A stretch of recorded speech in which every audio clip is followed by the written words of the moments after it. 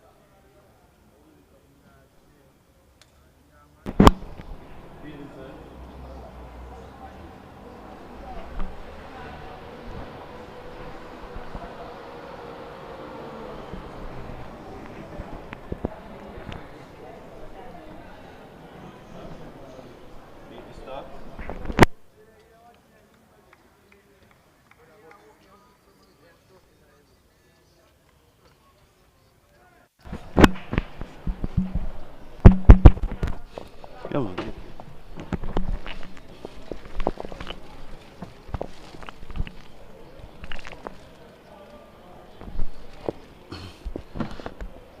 Day 6, match 11 of the Dream 11 Jamaica T10 cricket competition here at Sabina Park.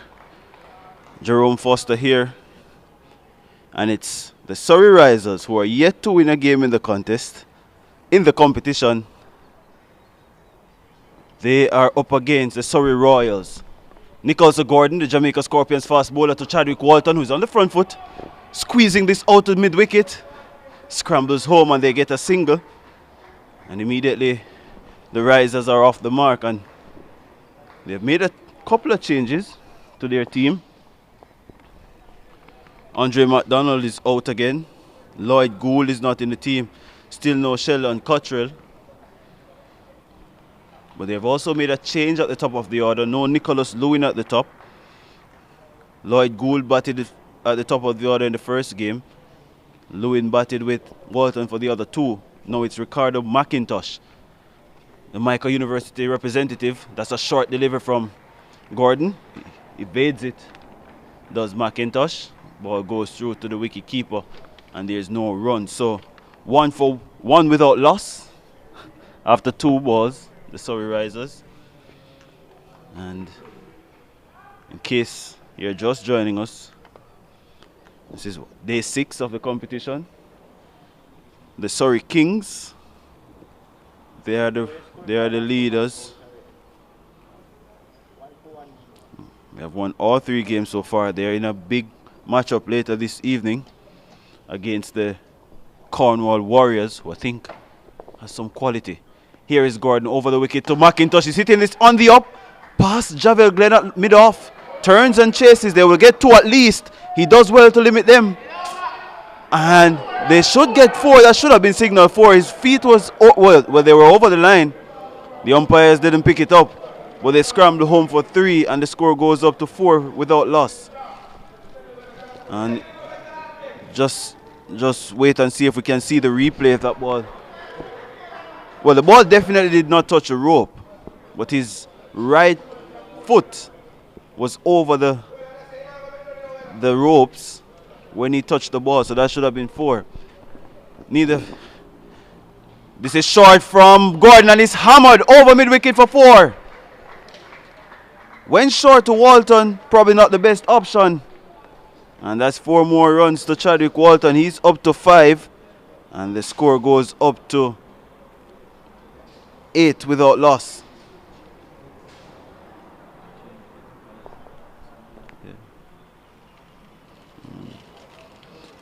Still no Brandon King for the Surrey Royals team.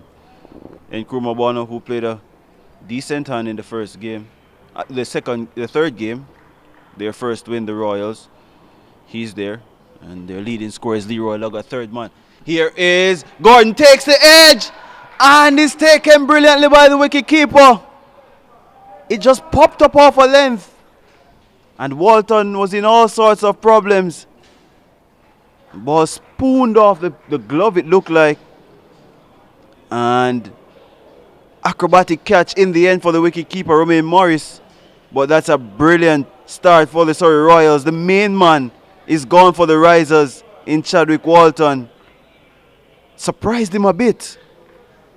And almost as if it hit the seam there. And just popped up on Chadwick Walton. The first wicket down for the Surrey Risers. They are 8 for 1. And Nicholas Gordon strikes. He has been among the wickets in this competition so far. So it's important to note that the Royals, they have won a game so far.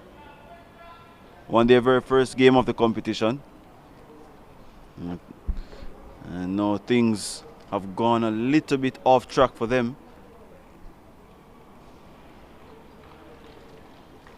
Came back well in their 3rd game against the Middlesex Titans. Had a comfortable 9-wicket win. So 8 for 1. One delivery to come in over number 1 of this, the 11th match of the competition. Nichols to Gordon, steaming in, passes the umpire with number 13 in his back and beats Sadiq Henry. That one jumping off a length again. So something happening on that back of a driving length for Nichols to Gordon. And at the end of over number 1, the Surrey Royals bowling first against the Surrey Risers. The Risers 8 for 1.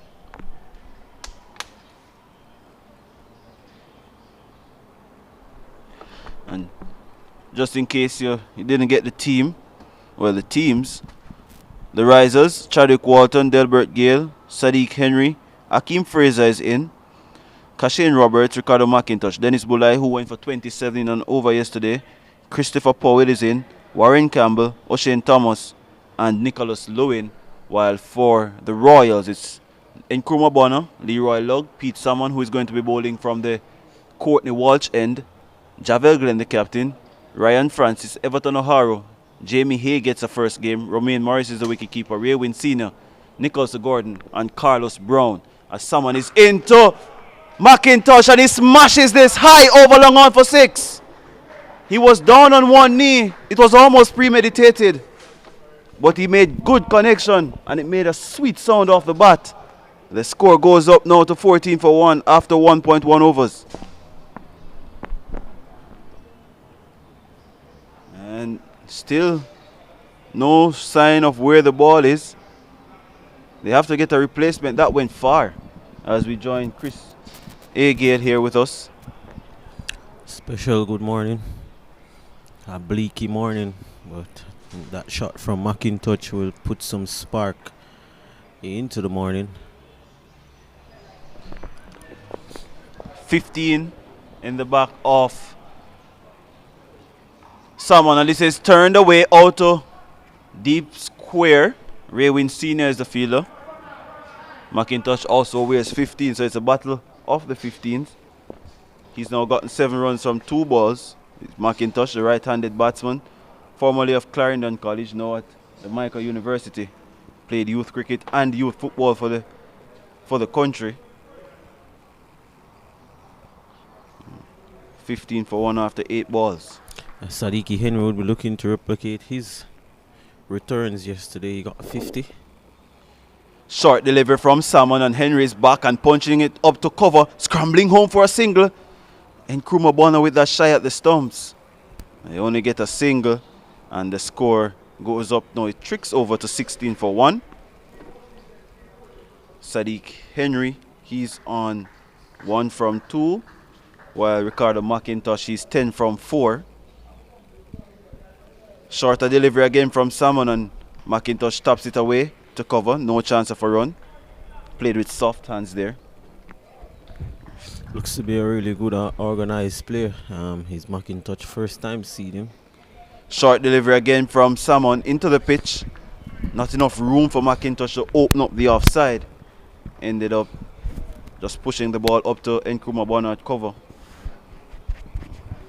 2 dot balls there now for Pete Salmon. He's replacing Lewin. Of course, Lewin would have opening with Walton at the top, so trying to find the right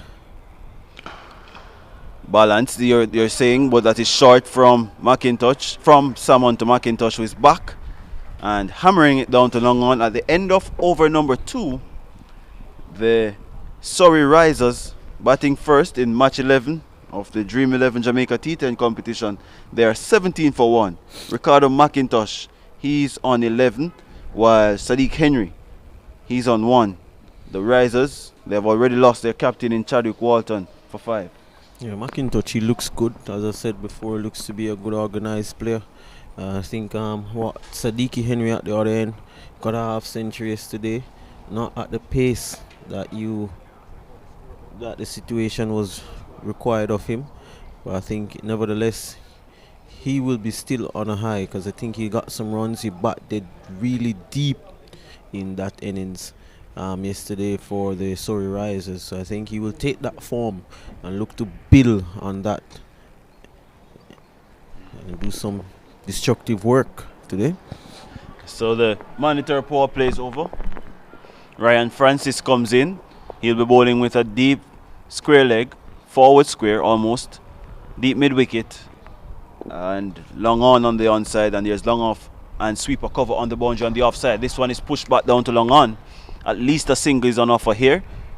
That's all they will get. Everton O'Hara does the fielding for the Royals. The score goes up to 18 for 1. Really looking forward to the second game this afternoon. The Cornwall Warriors against the Surrey Kings. That's a huge game. Short delivery again from Francis, tucking up Henry, who is working that out to deep square leg. He's thinking about two. He should be run out here. No, he's not. He gets back.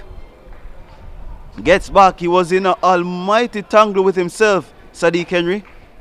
I don't think two was on there. It was a good throw also. Not sure who's the fielder down there at deep backward square leg, but it was a good throw. That looks like Jamie Hay. Yeah. But Henry, he recovered well. As I said, he was in a tangle.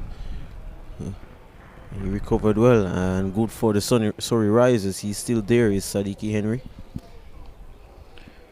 Francis around the wicket to McIntosh, who is 12 from 8 ball. Short outside the off stump. He's hitting this down to long off. Chance of a catch. It won't carry to Nicholson Gordon. He fumbles a couple of times well, but they only get a single.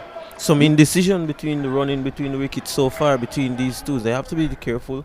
And there was a misfield there, as you said, from Gordon, but that's just a few indecision as it relates to the running between the wickets between McIntosh and Henry. Should have been two though.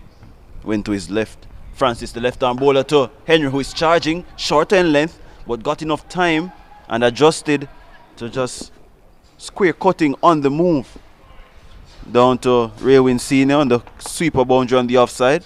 The score now goes up to 21 for 1. Henry is such a busy player. Looks to always, score at all areas around the ground. Shorter delivery, tugged into the onside by Ricardo McIntosh. He sets off quickly for the first one, and one is all they will get as Pete Salmon returns with about 4 bounces to the wicketkeeper. I think what is good about this partnership so far is that they're not getting the boundaries, but they're picking up the singles, and I think that is of utmost importance that they do get the singles also. Round the wicket is Ryan Francis, short to Henry, who is pulling this, not picking the gap though. Straight out to Pete Salmon at the deep mid-wicket boundary, and does limited amount of work to get the ball back to the wicketkeeper. At the end of over number 3, the Surrey Risers, they are 23 for 1. A very solid start, I would say. They have to set the foundation for that launch at the end. They're not packed with a lot of power players as some other teams. I mean, main power player in the team is Chadwick Walton. The next player who played really well, I will look to see how he goes today, was Delbert Gill. He stroked the ball at a strike rate of a 250, 40 something runs. He was brilliant. And I think it's going to be important to see how he goes in his efforts today. Everton O'Hara to bowl over number 4. Has played all the games so far for the Surrey Royals. Hasn't looked bad.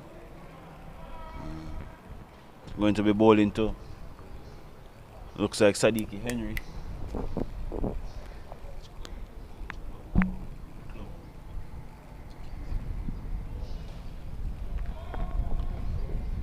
And the no ball is called by the umpire at square leg, and that's because there are 3 players outside the circle. And there's only short fine leg, backward point and cover. And this is going to be a free hit. This is poor from the Royals. Mandatory that you have to have 4 fielders inside the circle outside of the power play overs. A minimum 4. Nice way for Henry to free his arms. Definitely will be targeting that onside boundary. Lack of concentration by Captain Glenn there. Here is O'Hara to Sadiq Henry, who is slapping this wide off long on, and a misfield gets it into the boundary eventually. Looks like Carlos Brown. And the Surrey Risers now, they're up to 28 for 1. And the free hit costing the Royals 4 runs. Yes, Sadiki Henry, he's good form, continuing so far. For the sake of the Risers, they would love to see him continue and go deep.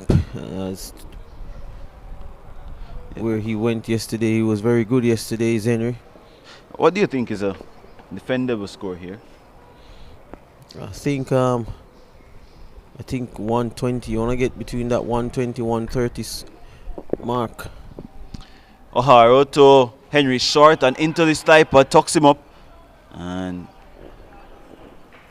there's no run. Ball stops right at the crease.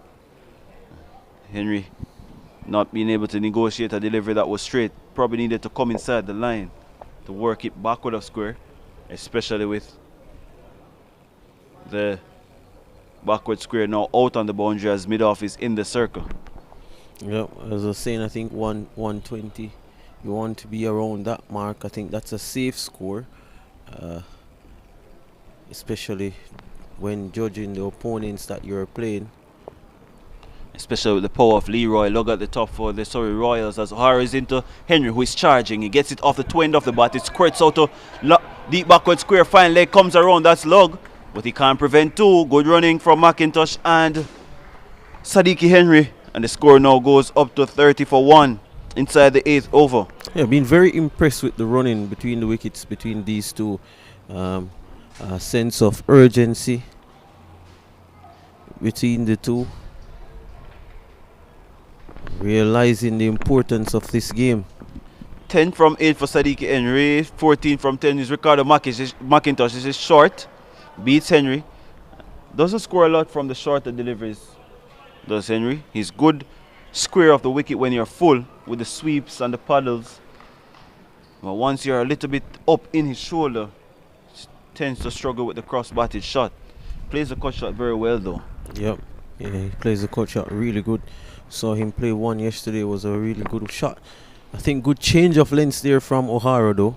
He's over the wicket now to Henry. It's taking the top edge and it flies over the boundary for 6 down that fine leg. He was not in total control, but he wouldn't care less as he gets the maximum amount of runs for it. Yeah, he making that considerable effort to ensure that his strike rate gets up to that 200 mark. I think once it gets up to that 200 mark, he will know that he's doing his team a world of good. Is Henry. A short delivery, unfortunate for O'Hara, you'd have to say. Definitely.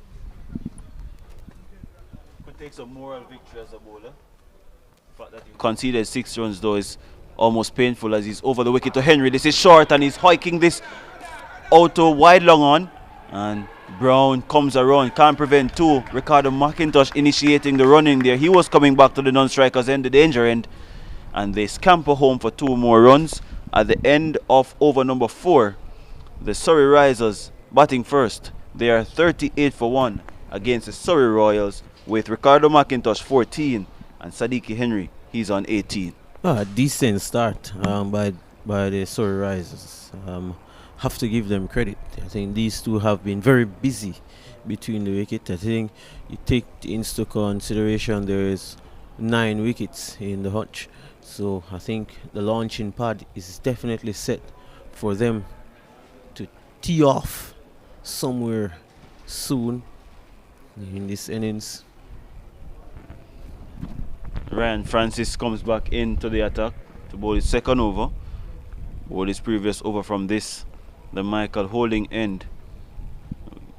We'll get to Francis's figures in a while. He's around the wicket, short to McIntosh, who is back and piercing the gap between mid-wicket and long on. They think about 2, a misfield from Pete Salmon. They won't chance the arm though. Only 1. Good feeling there, good work from Pete Salmon. Thought Sadiki Henry very mindful of the fielder there. Pete Salmon have a very, very good arm. I think you see him very just cautious and sending back McIntosh, weary of who the fielder was. Francis around the wicket now to Henry, who is hitting this forward of square but straight to deep point. Ray Wynn Senior is a very good fielder. Only 1. Don't think a boundary has been scored off the bowling of Ryan Francis so far. Cool operator is Francis. Experience And I think doing a good job so far for his team. Good control shown from him. Good line, good lengths. Yeah, and he's not really trying to spear the ball in either. Short this time to McIntosh. He's tugging it down to long on. Everton O'Hara does the fielding. Seems to always be in the high traffic area, is O'Hara. Yeah, he's covered a lot of grounds in this competition so far. Testing the fitness of O'Hara this Dream T10 competition. So Francis, around the wicket, full delivery to Sadiki Henry. Gets an inside edge onto his boot. No chance of a run as the ball goes less than a meter away from him. The wicketkeeper does the fielding. Henry looking to open up that delivery there through the offside, was too full. Short again, beaten outside the off stump. Was backing away to play that preferred cut shot. And collected by a wicketkeeper Morris, and you can see looks a bit winded after running all those runs, Henry. Yeah.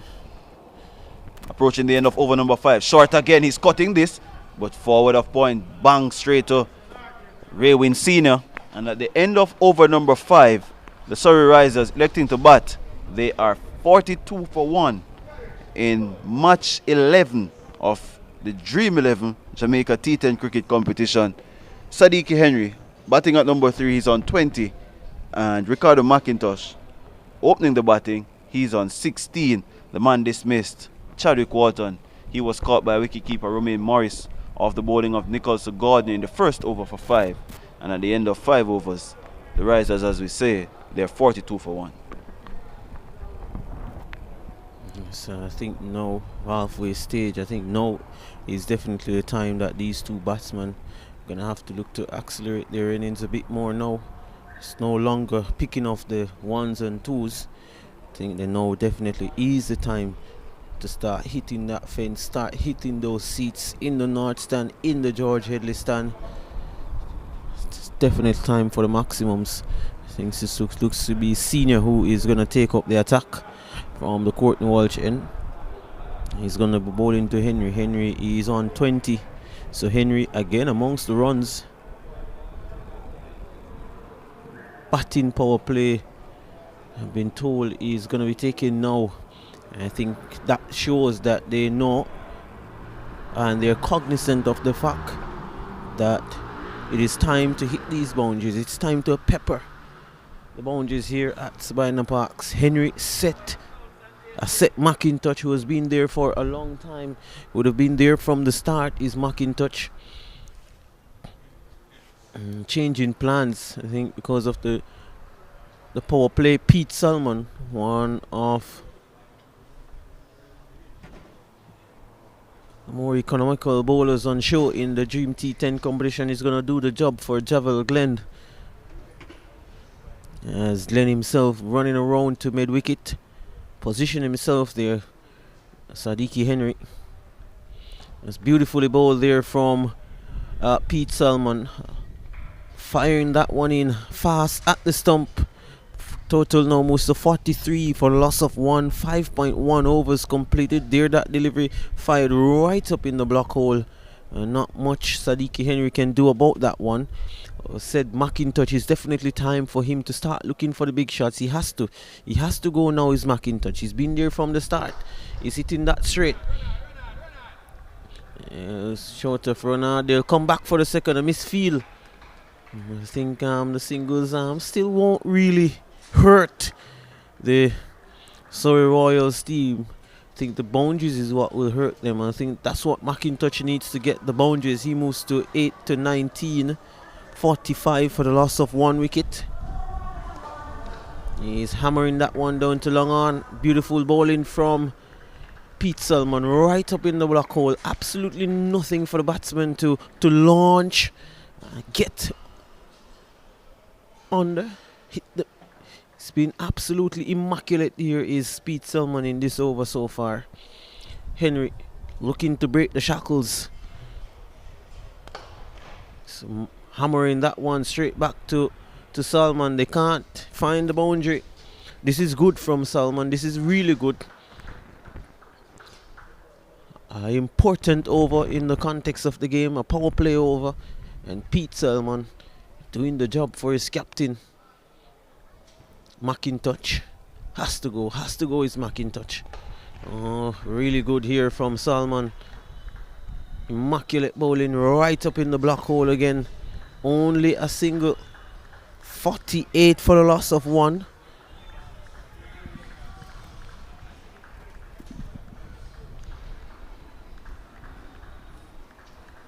Approaching 2 overs now since they scored a boundary.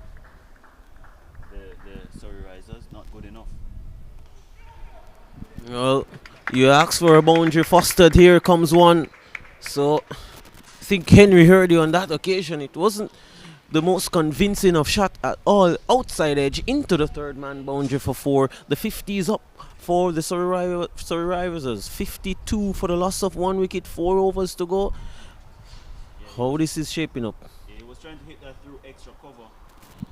Foolish delivery. Didn't get under, didn't get close to it either. Did Sadiq Henry, but got enough bat on it to beat O'Hara, who is a short third man to his left.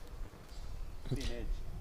It's one thing to have wickets in hand, but it's also another thing of having wickets in hand and also batting and playing you would say a less than a below par score. You want to maximize all your resources, and I think there's wickets in hand.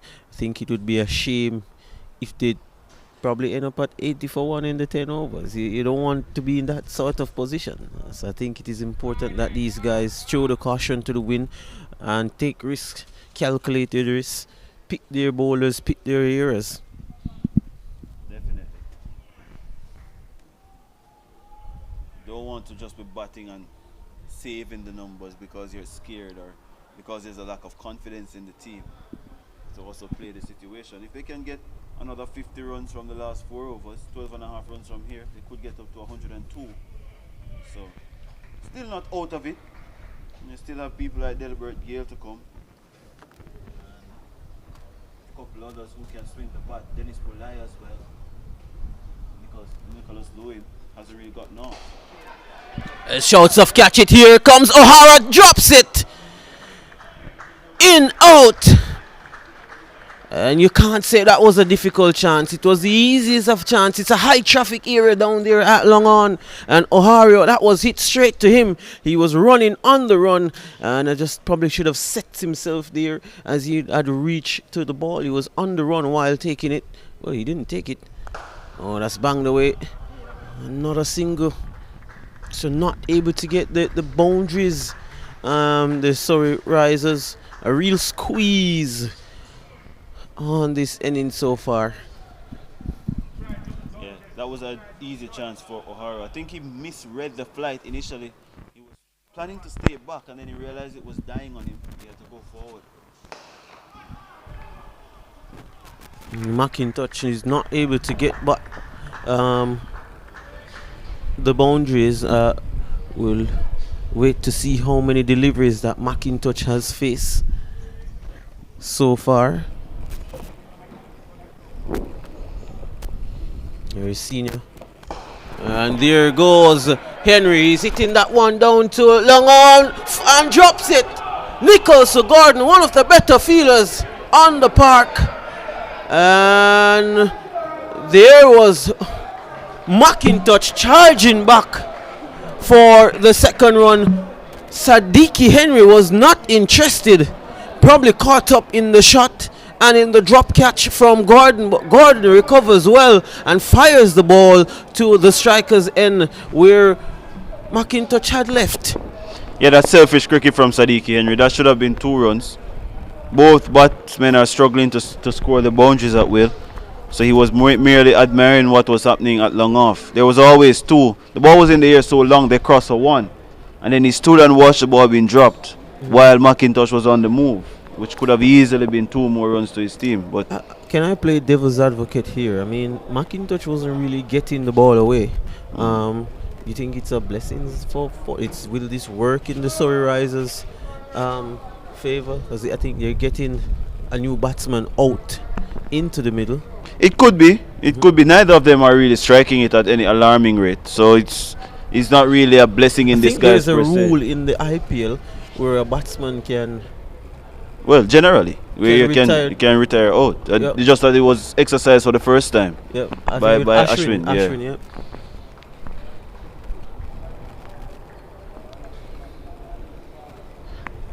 So Delbert Gale is the new man. So 56 for 2, 6.4 overs. So 20 balls to go in the innings. Probably looking to get some 50 runs from that 20 balls. Gale pushing that one into the onside. They'll come back for the second run. Still won't hurt the Royals, you think, these singles. They have to look for the boundaries. They just have to. But Gale is a new man, so he's probably just trying to get himself in with a couple of deliveries before he starts on the attack like he did yesterday. Is there really time to get yourself in now? Had that debate yesterday. Yeah, maybe. Well, for him, probably he just needs to assess what's going on. Mark. Yeah. It's down the leg side. That's a wide from Senior. Total will move up to 59. 59 for the loss of 2 wickets. Or maybe they have a score in mind that they actually think it's defendable. Yep. We saw the Middlesex title cutting that one away is Gale and gets a single to end the over. So another 3 overs to go after. Yep. And they're 60 for 2. Well, we saw this, the Middlesex Titans. They defended, I think it was 80, 82, 83, something like that yesterday. They bowled really good. So I think that probably being a measuring stick for the Surrey Risers. Yeah. Generally, getting 80-81 is not good enough. But I think what the Titans did yesterday was the rotation of their spinners and the angles that they bowled made it very difficult for the United Stars. And once Krishna Santoki got rid of John Campbell very early, had a lot of problems with Alwyn Williams and the others trying to build an innings to really chase a total, and they kept on losing wickets around Williams, who was then forced to be on the defensive for some point, or not really aggressive, more apprehensive as to how he approaches, and that I think went in the favor of the Titans, who did extremely well to really defend that, even though the rains came at 43 for 7. To me, it was all out all over for the United Stars, with people like Merchant and Santoki to bowl another over or so. It was definitely behind the 8 ball there. The Risers, so I thought they really bowled well. You spoke of the angles and the usage of the spinners. I thought it was immaculate work from Santoki. Jamie Hayes, the new man. So we're bowling to Delbert Gale, his teammate at Kensington, chopping that one down to third man is Gale. Brings Sadiki Henry on strike, 61 for the loss of 2. Very animated in the field is the Surrey Royals. You spoke, of course, getting early wickets is key. I mean, we have not seen anybody else apart from Log, who has been Mariel Bonner got a score also. So I think when you take those 2 out of the equation, if they can get those 2 out probably later, and then put some pressure on the other batsman who hasn't scored any runs so far. A good delivery from Hay. Slower delivery there. And Sadiki Henry, his struggles, you'd say, as it relates to ball striking, continues, not scoring at the rate that he should be. Indeed. Good delivery though from Jamie Hay. You could hear him grunting there with the slower delivery. Seems as if it was a spinning off-spinning slower delivery. Here is Hay, and he's down the track. Can't get Hay away. And Sadiki Henry, he is 28 for, well, I get the makeup of Sadiki Henry innings in a few. 62 for the loss of 2 wickets.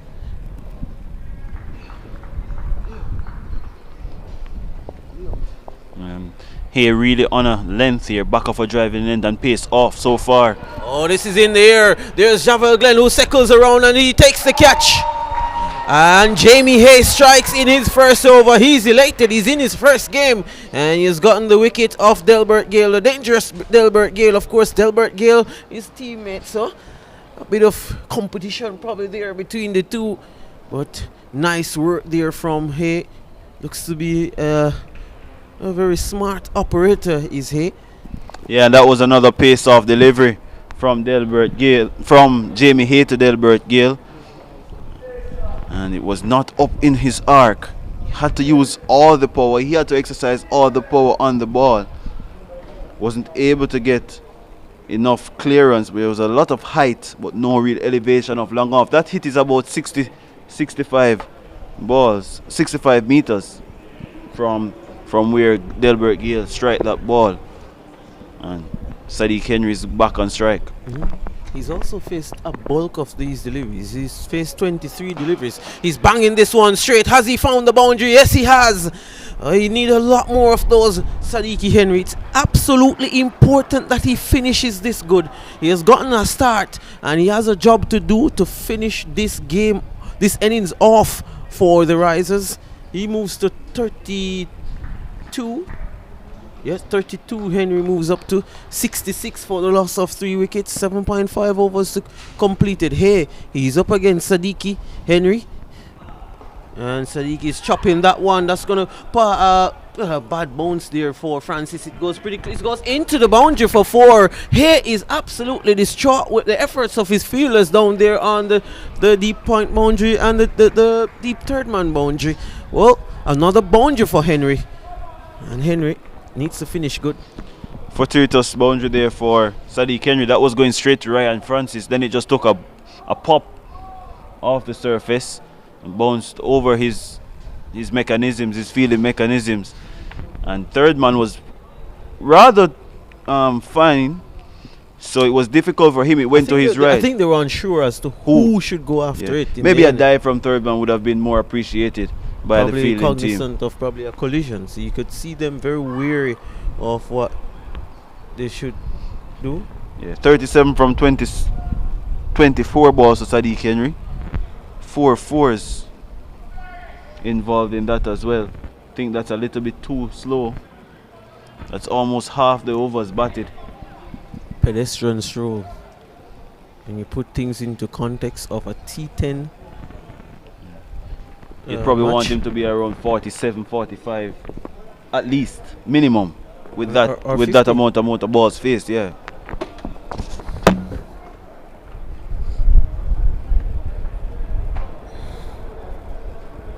And the total 70 for 3.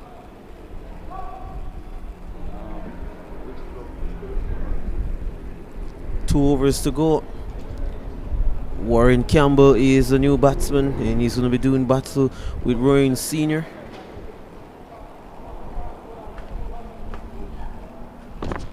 They have so many bowling options.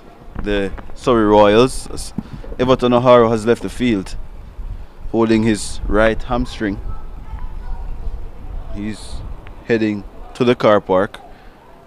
Rowan Senior now getting ready to bowl, but there seems to be some discussion as to who is supposed to bowl. Nicholas Gordon is going to get the ball. Almost as if Javel Glenn lost count of the amount of overs bowled. Your main bowler has to bowl 2 overs, but maybe Jamie Hayes is going to bowl that last over. Yeah, I mean, Nicholas Gordon bowled a fantastic first over. He got the wicket for Chadwick Walton with a sharp delivery. Very good delivery. It was to got dismissed Chadwick Walton. Yeah. And he's back. Pivotal over this one. Warren Campbell is going to be facing. He's yet to face a ball. It's a good choice, especially to the new batsman, to get the extra pace to him.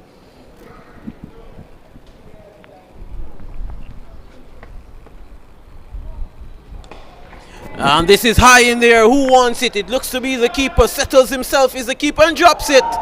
The feeling, you have to say, has been woeful. They have dropped some easy catches. Is the Surrey Royals team. We saw one went to Nicholas Gordon himself, O'Hara, and now the keeper putting one down. 3 simple chances. Yeah, that should have been taken. that is your first class wicket keeper behind the stumps. Yeah. Romain Morris. Not good enough. Yeah, I don't know if it was swirling enough for me to really give him a possible pass, but it was in the air for a long time, and he has the big mitts on. The gloves should be doing better. Almost didn't even lay a glove on it. It almost fell straight through the gloves. See a little breeze blowing across. I'm wondering if the breeze blowing across having something to do. But you have to say there was an easy chance. Jerome Foster is adamant that it was very easy. There was Sadiki Henry lapping that one around the leg side. They will come back for the second run. So looking to play that paddle sweep there is Henry. But Henry continues, still can't find the boundaries with the regularity that is needed. He's 38 from 26 deliveries. Yeah, tried the paddle shot just now.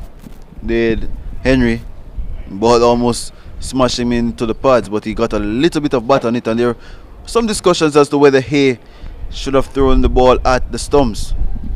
Oh, there's a change in field. Fine leg goes back.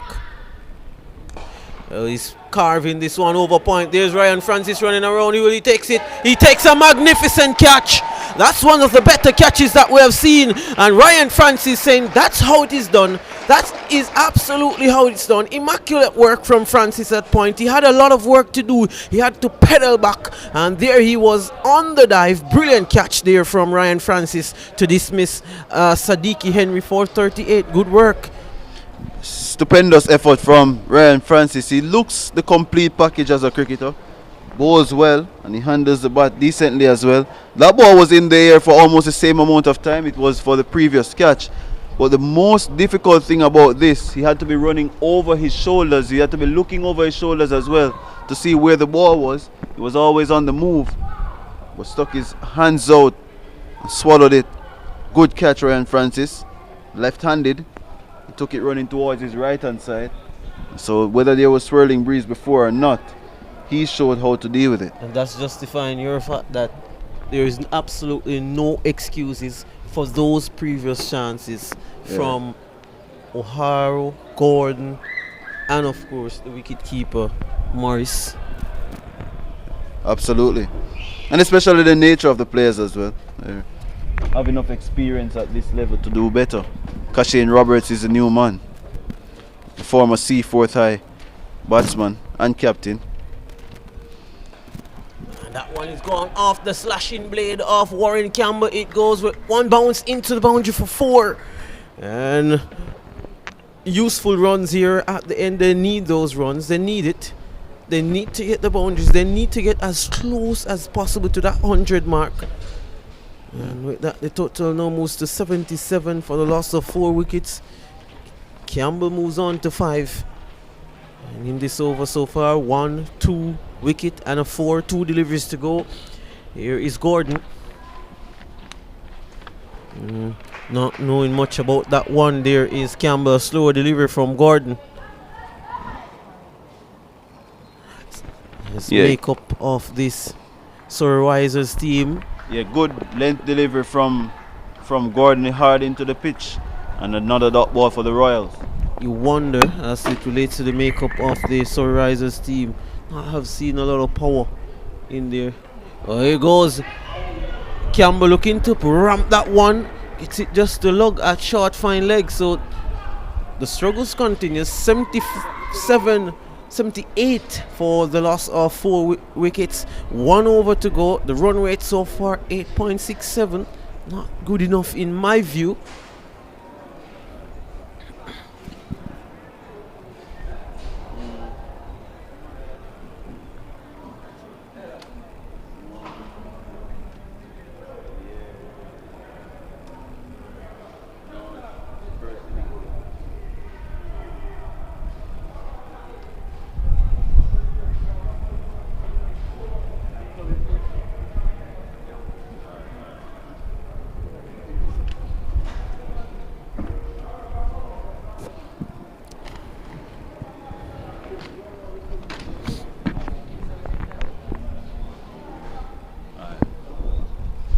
So 78 for 4.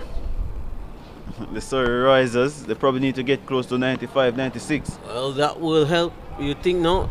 Well, just get 2. They have to come back for the second run. There's a throw and a very good one. That's gone. That's a goner. Is Warren Campbell.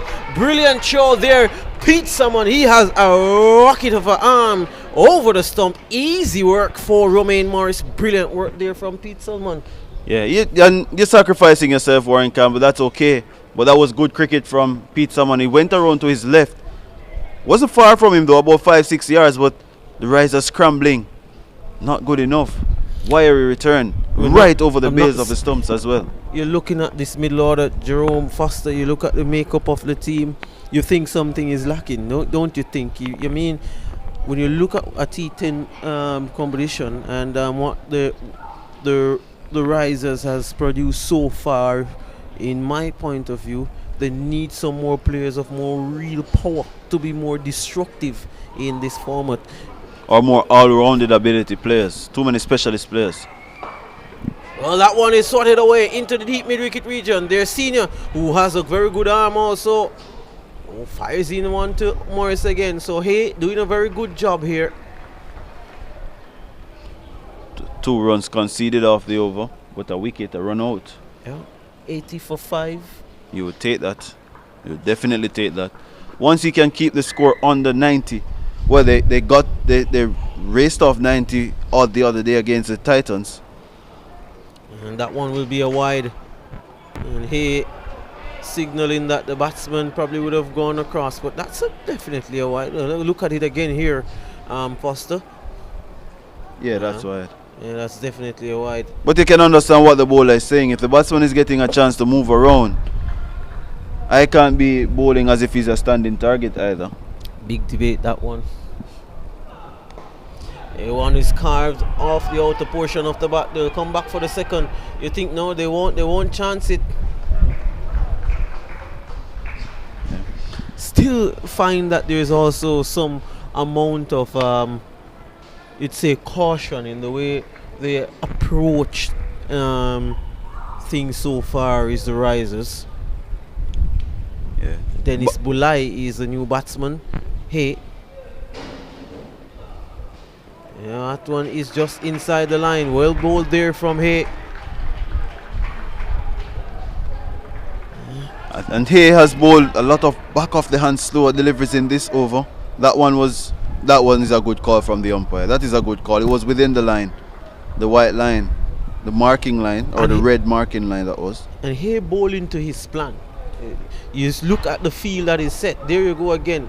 I mean, the captain will be probably happy that if you're going to bowl a wide with this field set, let it be outside the off stump. Of course, it's another wide.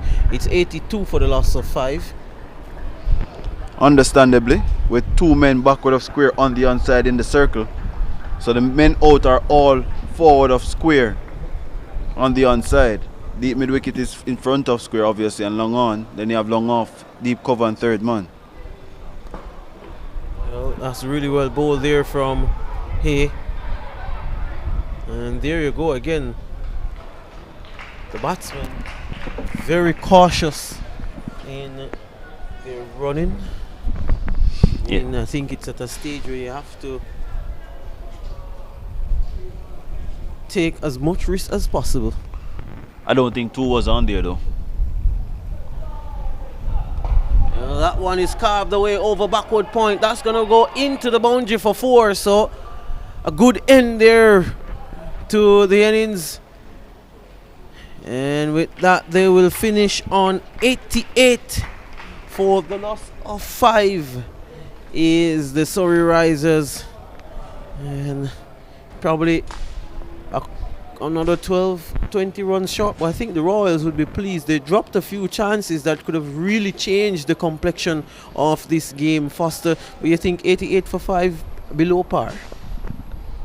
I would think so, especially with the likes of Nkrumah Bonner and the hard-hitting Leroy Lugg in this 11, Javel Glenn as well, Pete Salmon. So these are players who can actually clear the boundary with ease. Ray Wynn Sr. Probably feel as if you're about 10-15 runs short, but importantly, runs is already on the board, and Yesterday we saw with the Titans, they made 81 and everybody probably thought it was all over bar a shout. And they defended it expertly. So maybe the risers who haven't bowled well, that must be pointed out as well. They haven't bowled well. They have already conceded the most runs in this tournament. They conceded the most in one innings, 155. And then yesterday they conceded 130. It's important that you know that they haven't bowled well. But when you look at what I've seen from the Royals as a bowling unit this tournament so far, is they have the likes of Thomas Cottrell on show for them, Bullies in that team. There's also Warren Campbell. They haven't really got it together, really. Yeah, and it's true. It could be that the players are probably rusty. That's probably me looking at an excuse there. But when you look at it, some of these players have actually been playing cricket overseas. Thomas was in Dubai recently. He was in the Bangladesh League. He was part of the West Indies World Cup squad. He didn't play a game and he was around though, but he was also playing cricket throughout the year last year. So he shouldn't be as rusty as I think. We see Cottrell here. Understand he's not in the team for reasons not disclosed, but can't be disclosed, sorry. But 88 for 5. You probably think that if you could get 3 or 4 wickets within a 4 or 5 over span, you're in the game. That's where I am sitting with this.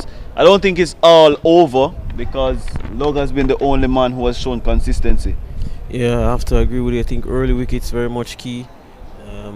As you see the bowlers warming up, Christopher Powell, Akeem Fraser, Warren Campbell, Thomas, they will have the bulk of the bowling to do.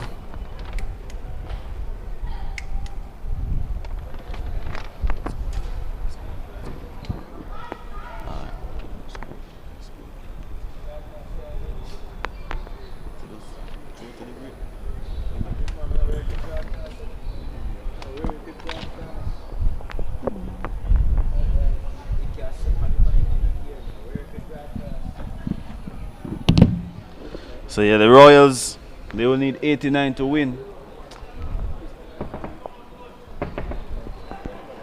89 to win for the Surrey Royals. And batting first, the captain Chadwick Walton made 5, Ricardo McIntosh 22 from 17 balls, Sadiki Henry 39 from 26, Delbert Gale 4 from 4, Warren Campbell 7 from 5, Kashane Roberts 5 from 2, Dennis Bulai 2 from 3, 88 for 5, Nicholas Gordon 2 for 16, Pete Salmon none for 19, Ray Wynn Sr. none for 8, Ryan Francis none for 10, Everton O'Hara none for 15 from 1, and Jamie Hay 1 for 20 from 2 overs. So we'll join in a couple of minutes for the second innings and the chase of the Surrey Royals against the Surrey Risers.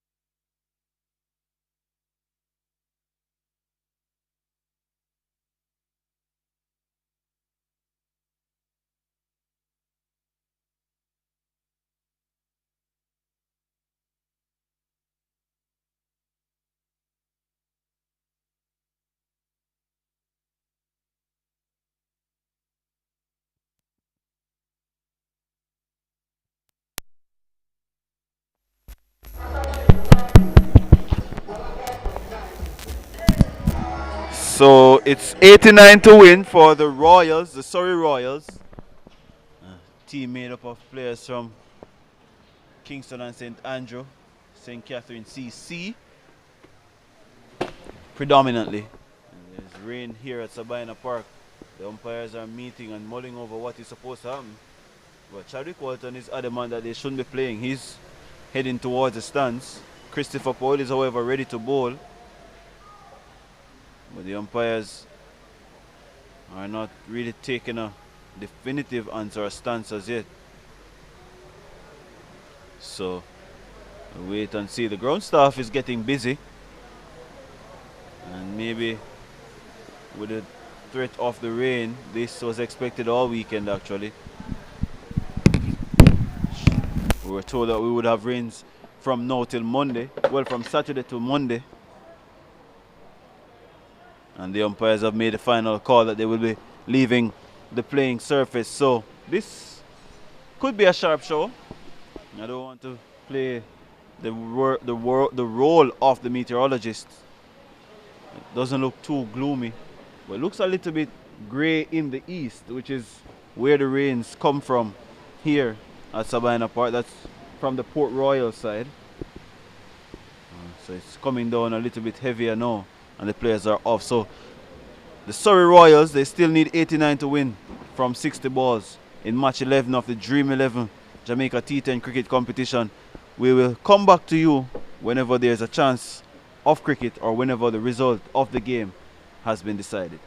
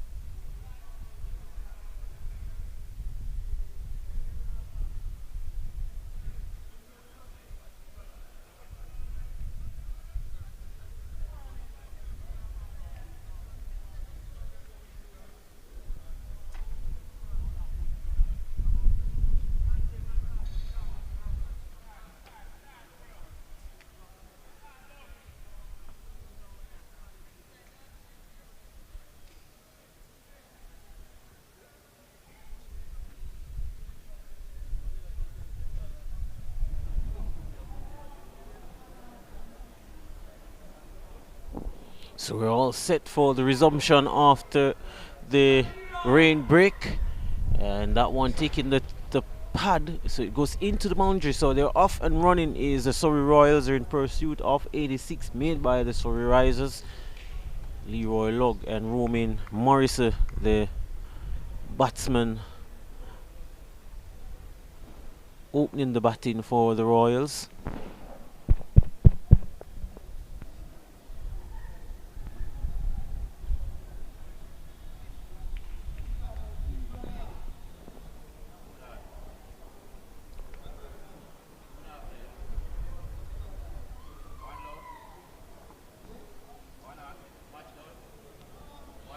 And Christopher Powell, he's bowling to Lugg, and that's a good delivery, moving away from the right-handed Lugg. It goes through to Walton, who is behind the stumps. 4 without loss. 85 needed from 59 deliveries. The Jamaica Dream 11 T10 cricket competition. Threat of rain as still with us, because there's still some grey dark clouds about. As Christopher Powell into Lugg, and he's in behind the line of that one. Is Lugg pushes it back to Powell, can't score, remains on 4 without loss.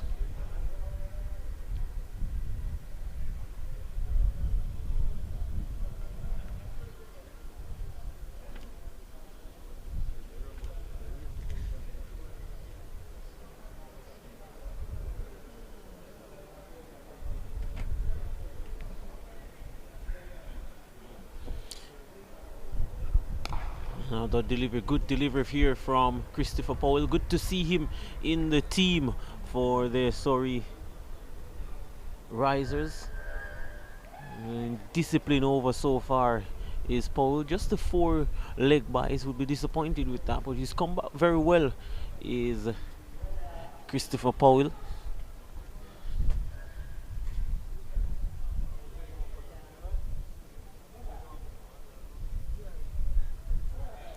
Powell, he's into Lugg, and Lugg is flashing at that one, going for the pull shot, not making contact with that one is Lugg.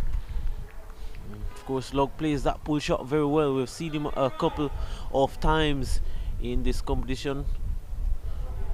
Already, I think, some 2 half centuries in this competition so far is Lugg. And the feel for the Surrey Risers team as Dennis Bulai goes to extra cover point, mid wicket, short fine leg, and a deep backward square leg, and of course a third man. Here is Christopher Powell. That's a good delivery, pushes it into the offside, and they will go through for a quick single. So 5 without loss. Good over so far from Powell.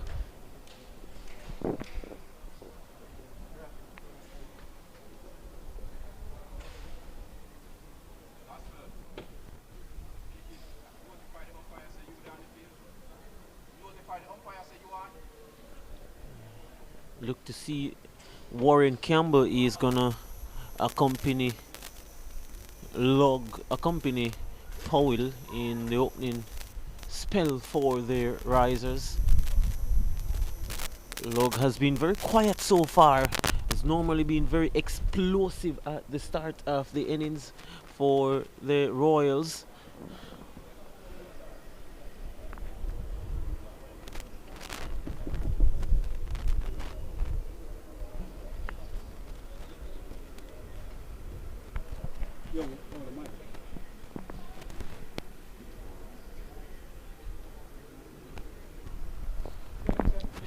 Few changes being made by the captain, ensuring that they get their feelers in the right areas for Lugg.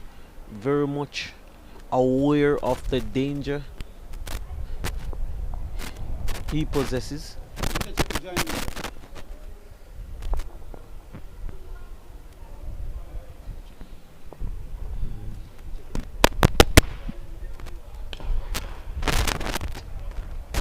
Lugg is punching this one off the back foot down to long on for a single.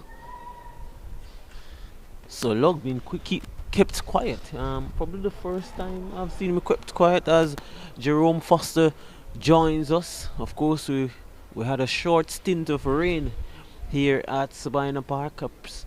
A sprinkling of spectators. They have stayed and hoping to see some excitement in this Dream T10 cricket competition. Yeah. Romain Morris facing Warren Campbell. Morris hasn't really gotten a useful contribution so far. He was at the top, started in the middle, at the top for the last couple of games. Seems to always been a rush. The game demands fast energy, but he hasn't really coped with that requirement so far. Hoping that he gives himself some time today. No, he doesn't need time. He's hitting that one straight into the hands of mid-wicket.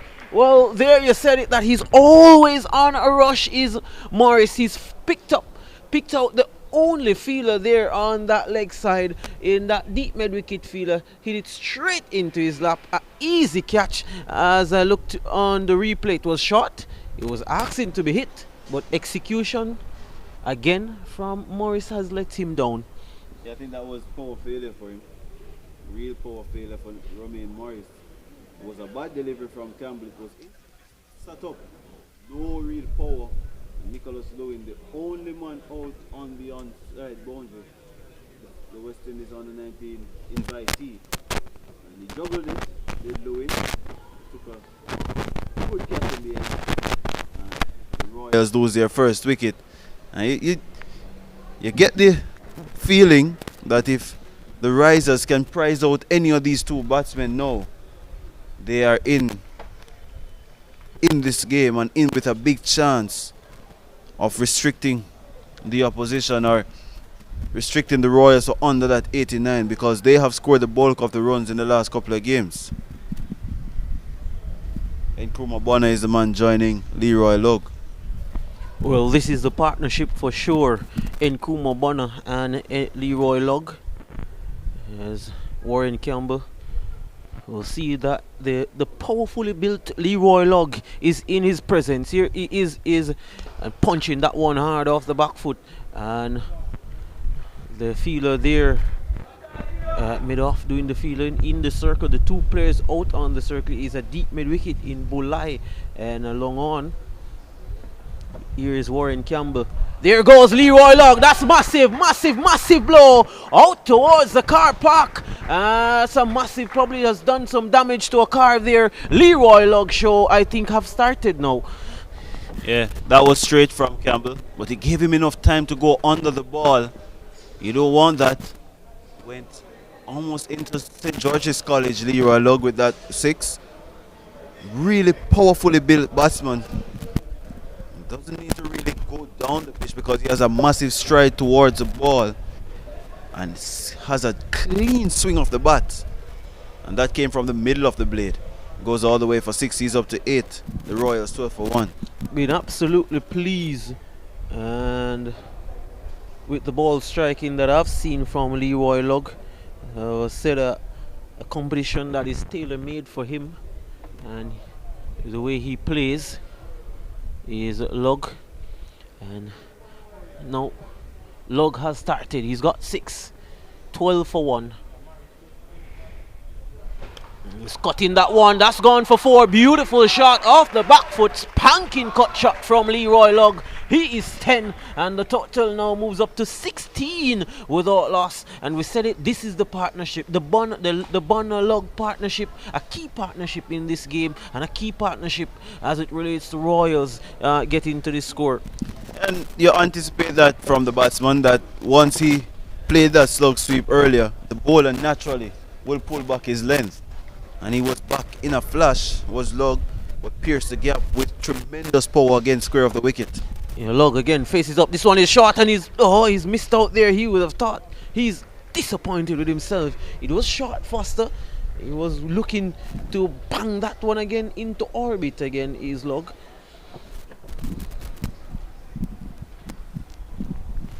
That's the end of the over. So 2 overs have been completed. The required rate is 9.12. They're 16 for 1. But more importantly, they have Log at the crease and they have Bonner. So after that over from Christopher Powell that went for 5, 11 runs now conceded by Warren Campbell. So they're going at what, 8 runs and over? Up with the scoring rate already. Just about or just under.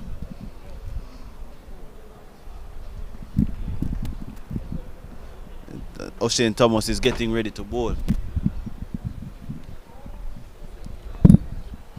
So O'Shane Thomas is going to take up the attack. He's going to be bowling from the Michael Holding end. Is O'Shane Thomas. Has been on the expensive side a few times in this competition so far. Is O'Shane Thomas.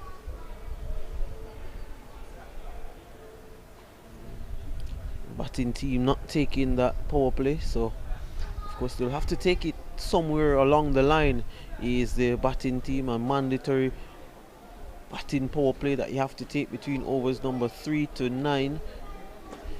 O'Shane Thomas is gonna do the operation. Of course, there's a deep backward square leg for Thomas, a long on, mid wicket, fine leg, third man, point, extra cover, mid off, and a deep cover on the boundary for O'Shane Thomas.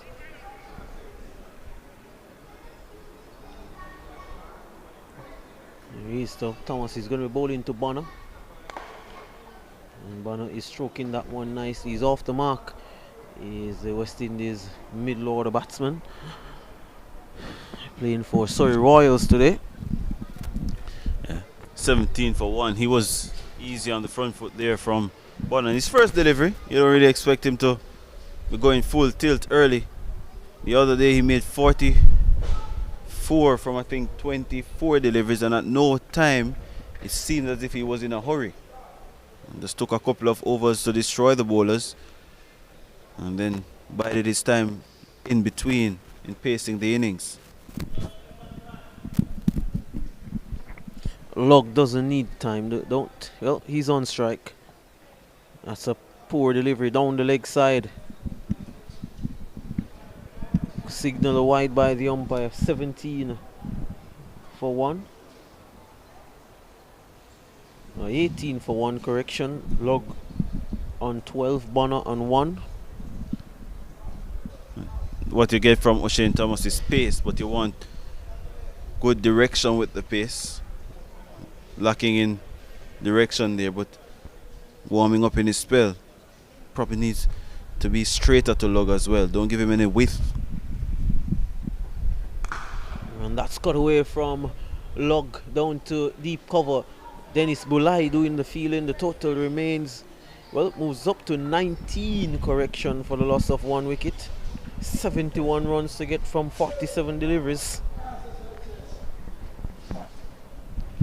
Interestingly, O'Shane Thomas for the first couple of matches bowled within the first 2 overs. Since then, he has been asked to bowl outside of the mandatory power play overs. See Warren Campbell doing the same job he did yesterday, was bowling outside the power play overs, and today again. Here is Thomas again, bowling to Bonner. Bonner is stroking that one straight to mid-wicket, can't score. And this is a better field for Thomas as well, an in-out field, so he has mid-off in the circle, which means he can't be too full. He has to be straight on a length. But there's also cover in the circle, backward point, mid-wicket is in the circle. And the deep fielders are deep square leg for the short ball. The fine leg as well for the short ball. His pace, you don't think short fine leg is going to play a role. Long on, cover and third man on the boundary on the offside. And down the leg side, a poor delivery. Something I think O'Shane Thomas have been struggling with in probably the last 12 months or so. You'd have seen him burst onto the scene. Absolute electrifying pace. And his talent was on show in the CPL. Made the transition to international cricket, but has found a little bit of problems here now and then as it relates to his radar. Also had some no ball issues. Worked extensively with the West Indies bowling coach to correct those issues. He's again. Let's bowl him. We talk about his radar. There is O'Shane Thomas. This time he was on the stump. You think that one was too close for Nkrumah Bonner. And Bonner looking to cut that one too close in my view. And look at the replay here. Yes, too close. It was on the stumps. It was definitely flirting with danger. And O'Shane Thomas gets the big wicket of Nkrumah Bonner for 1. 20 for 2. Good delivery from O'Shane Thomas. Fuller than the normal length. And it almost as if it was seaming in towards the stumps. And Bonner trying to play that cut shot. Too full to play that shot and too close to the inner half of the bat. And the ball goes on to the stumps. And 20 for 2 now. The Surrey Royals. Carlos Brown is the new batsman. And here we have a situation where the Risers, probably the best they have been with the ball in hand since the start of the competition, and now they can actually open up the game of the Royals, open up the middle order of the Royals with a couple more wickets and see where they are. So let's see how things unfold from here with O'Shane Thomas 1 for 4 from his 4 balls.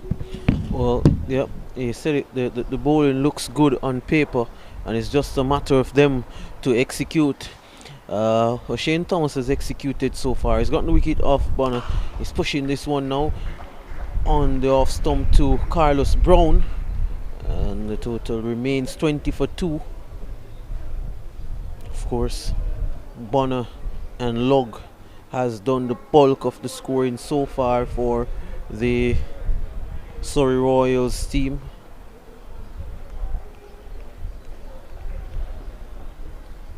Carlos Brown on strike. O'Shane Thomas runs away from the Michael holding in. A good delivery again. So this has been a good over in the context of the match and in the context of this run chase for sure from O'Shane Thomas. A few wides in the over, but hey, it has been a good one, and a one which he dismissed the Nkrumah Bonner for 1. Total now 20 for 2. They're in pursuit of 89, and at the moment they need another 69 runs from 42 deliveries. So Risers will be definitely cognizant of the fact that they have to keep taking wickets. Yeah, that's the nature of this game. The dots can work for so long and no more. You have to ensure that they take wickets. The Surrey Risers, I don't think dot balls are going to help them. Some amount of hitting is left for the Royals, the likes of Pete Salmon, etc. They need wickets. And their Log is tugging that one into the leg side. There's a misfield and allows the batsman to come back for the second run. Looks to be Henry doing the fielding there on the deep backward square leg boundary. Log moves his tally to 15, and the total now will go up to 22 for the loss of 2 wickets. Leroy Log, one of the shining star of this tournament so far, and he's short again, and Log is tugging that one to deep mid wicket. So some 3 fielders patrolling that very productive era it has been for Leroy Log. 23 for the loss of 2 wickets. And he has what, 3 boundaries in his knock so far? Log? Yep. Has to be mindful now, the Sixers, that they don't give him too much time. This one is in there. There's a fielder running around from long on, and he, whoa, Delbert Gale. I definitely thought he should have gone for the catch there. It just dropped just in front of him, and Carlos Brown flirting with danger. It was short, and Brown was looking to tug it over long on. I think it would have been difficult for Gale to take a catch. I think he slipped with the initial movement of his right leg, made him come up a couple of meters short. This has been a very good over from Warren Campbell. He's kept one of the most explosive batsmen in the tournament quiet. A single there onto the leg side. 25 now. The total moves up to 25 for 2. What do you make of Warren Campbell, Foster? Yeah, he has been straight. Outside of that, the second over that was bowled, they had a slug sweep and the cut back with a point.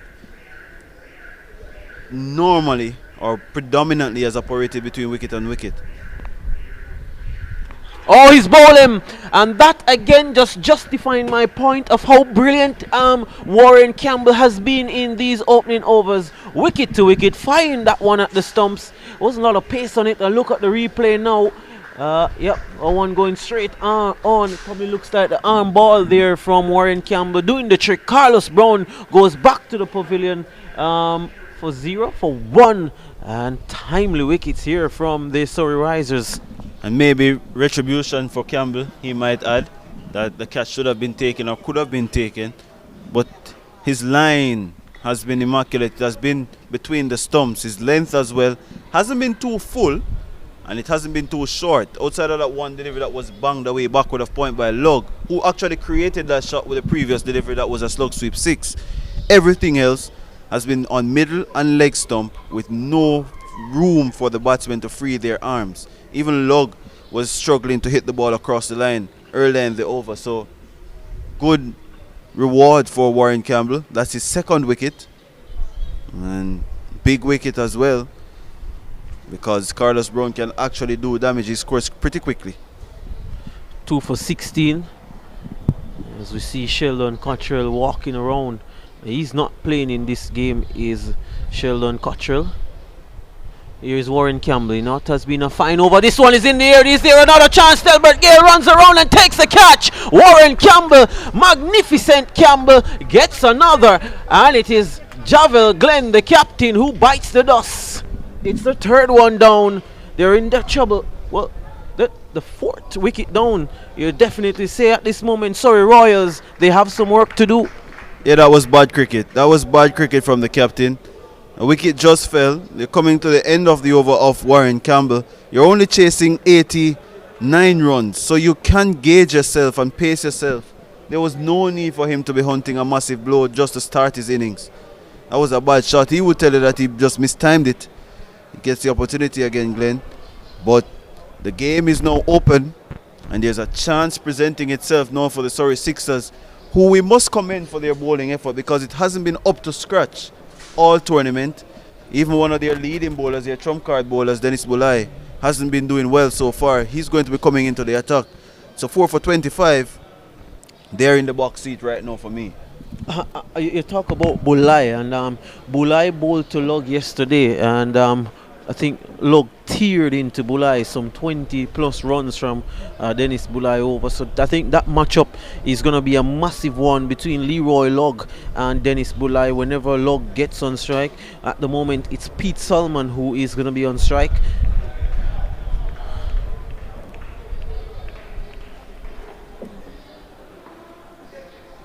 Here is Dennis Bulai, plays for JDF, and Solomon is tugging this one down to long on for a single. 26 now for the loss of 4 wickets. And spoke about Dennis Bulai and the matchup between him and Log, and what differently you think Log can do, well Bulai can do to Log than what he did yesterday. I would prefer if he bowls 5, well, not 5. All the deliveries to Log should be the wrong ones.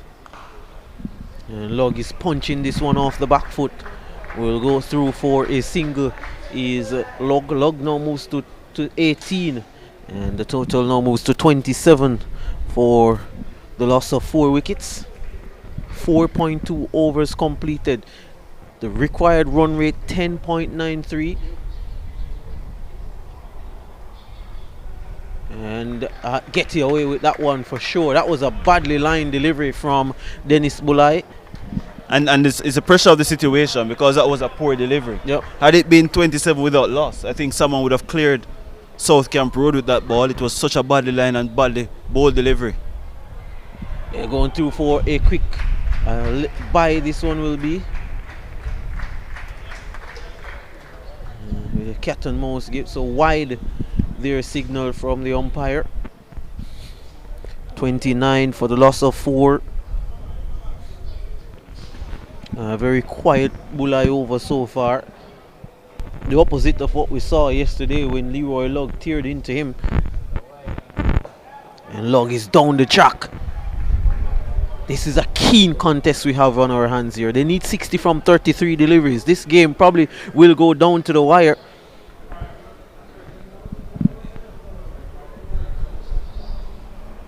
Oh, it's a loud shout for a caught behind. Not out, says the umpire.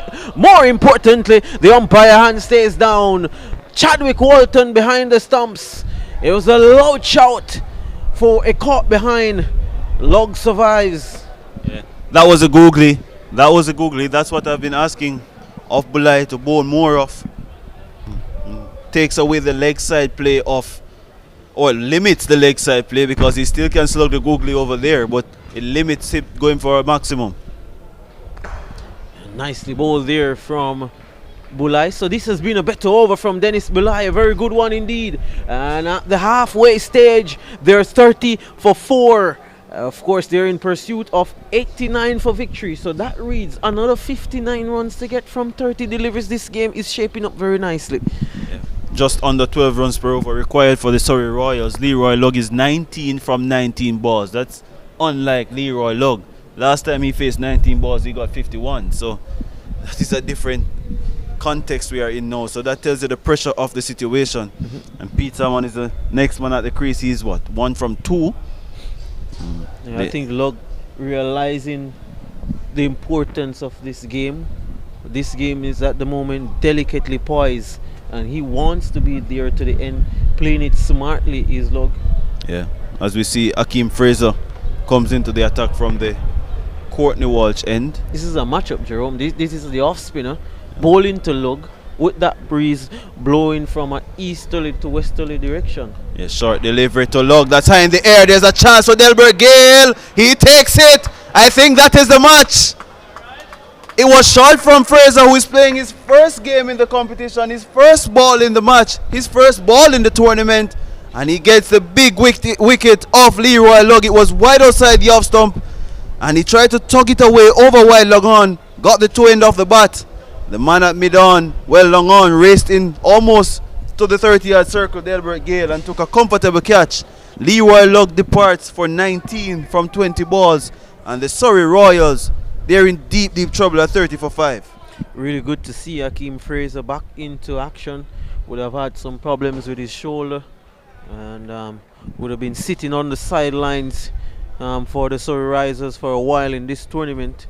But now he's back, and his first delivery has gotten the big wicket, a huge wicket of Leroy Lugg.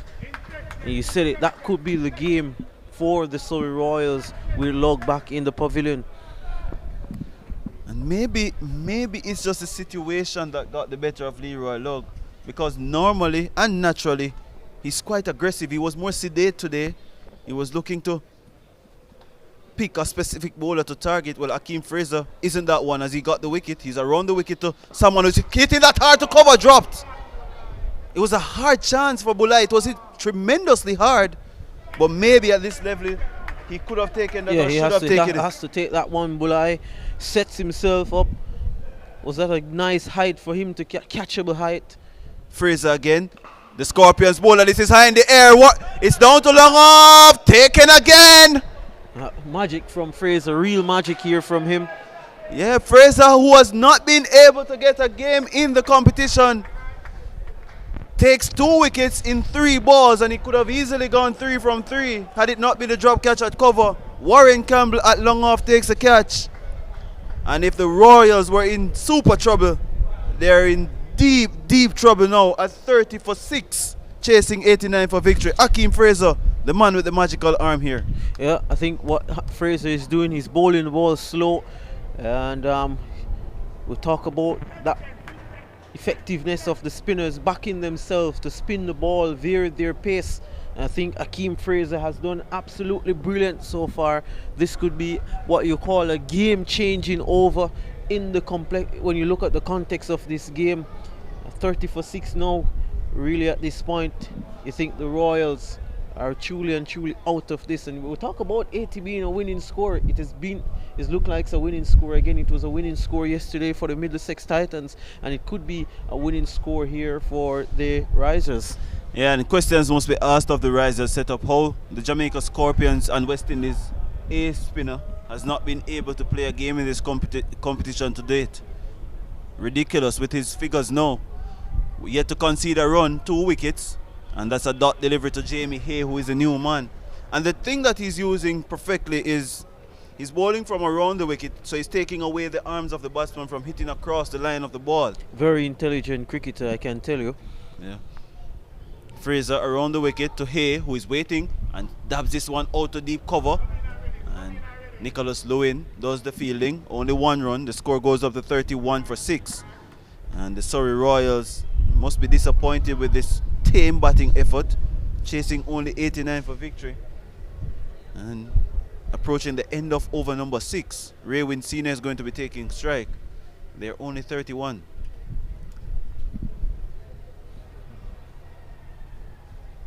So Fraser around the wicket again to Seniors, cutting that backward a point. Kashane Roberts giving chase along with Gordon Bryan, and Roberts does poorly. It trickles into the boundary for 4.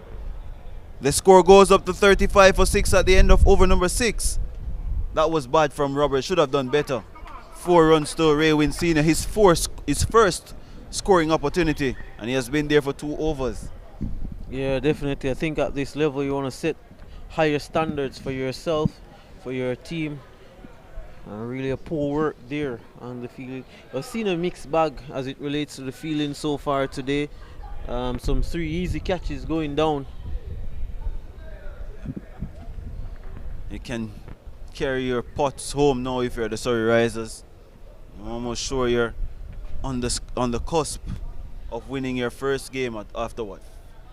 4 attempts. And this will be a more comfortable situation for Bulai to relax himself and get his deliveries more in the right places. He bowls to Hay, who is tucking this to short fine leg. It was a stutter, but they get home in the end.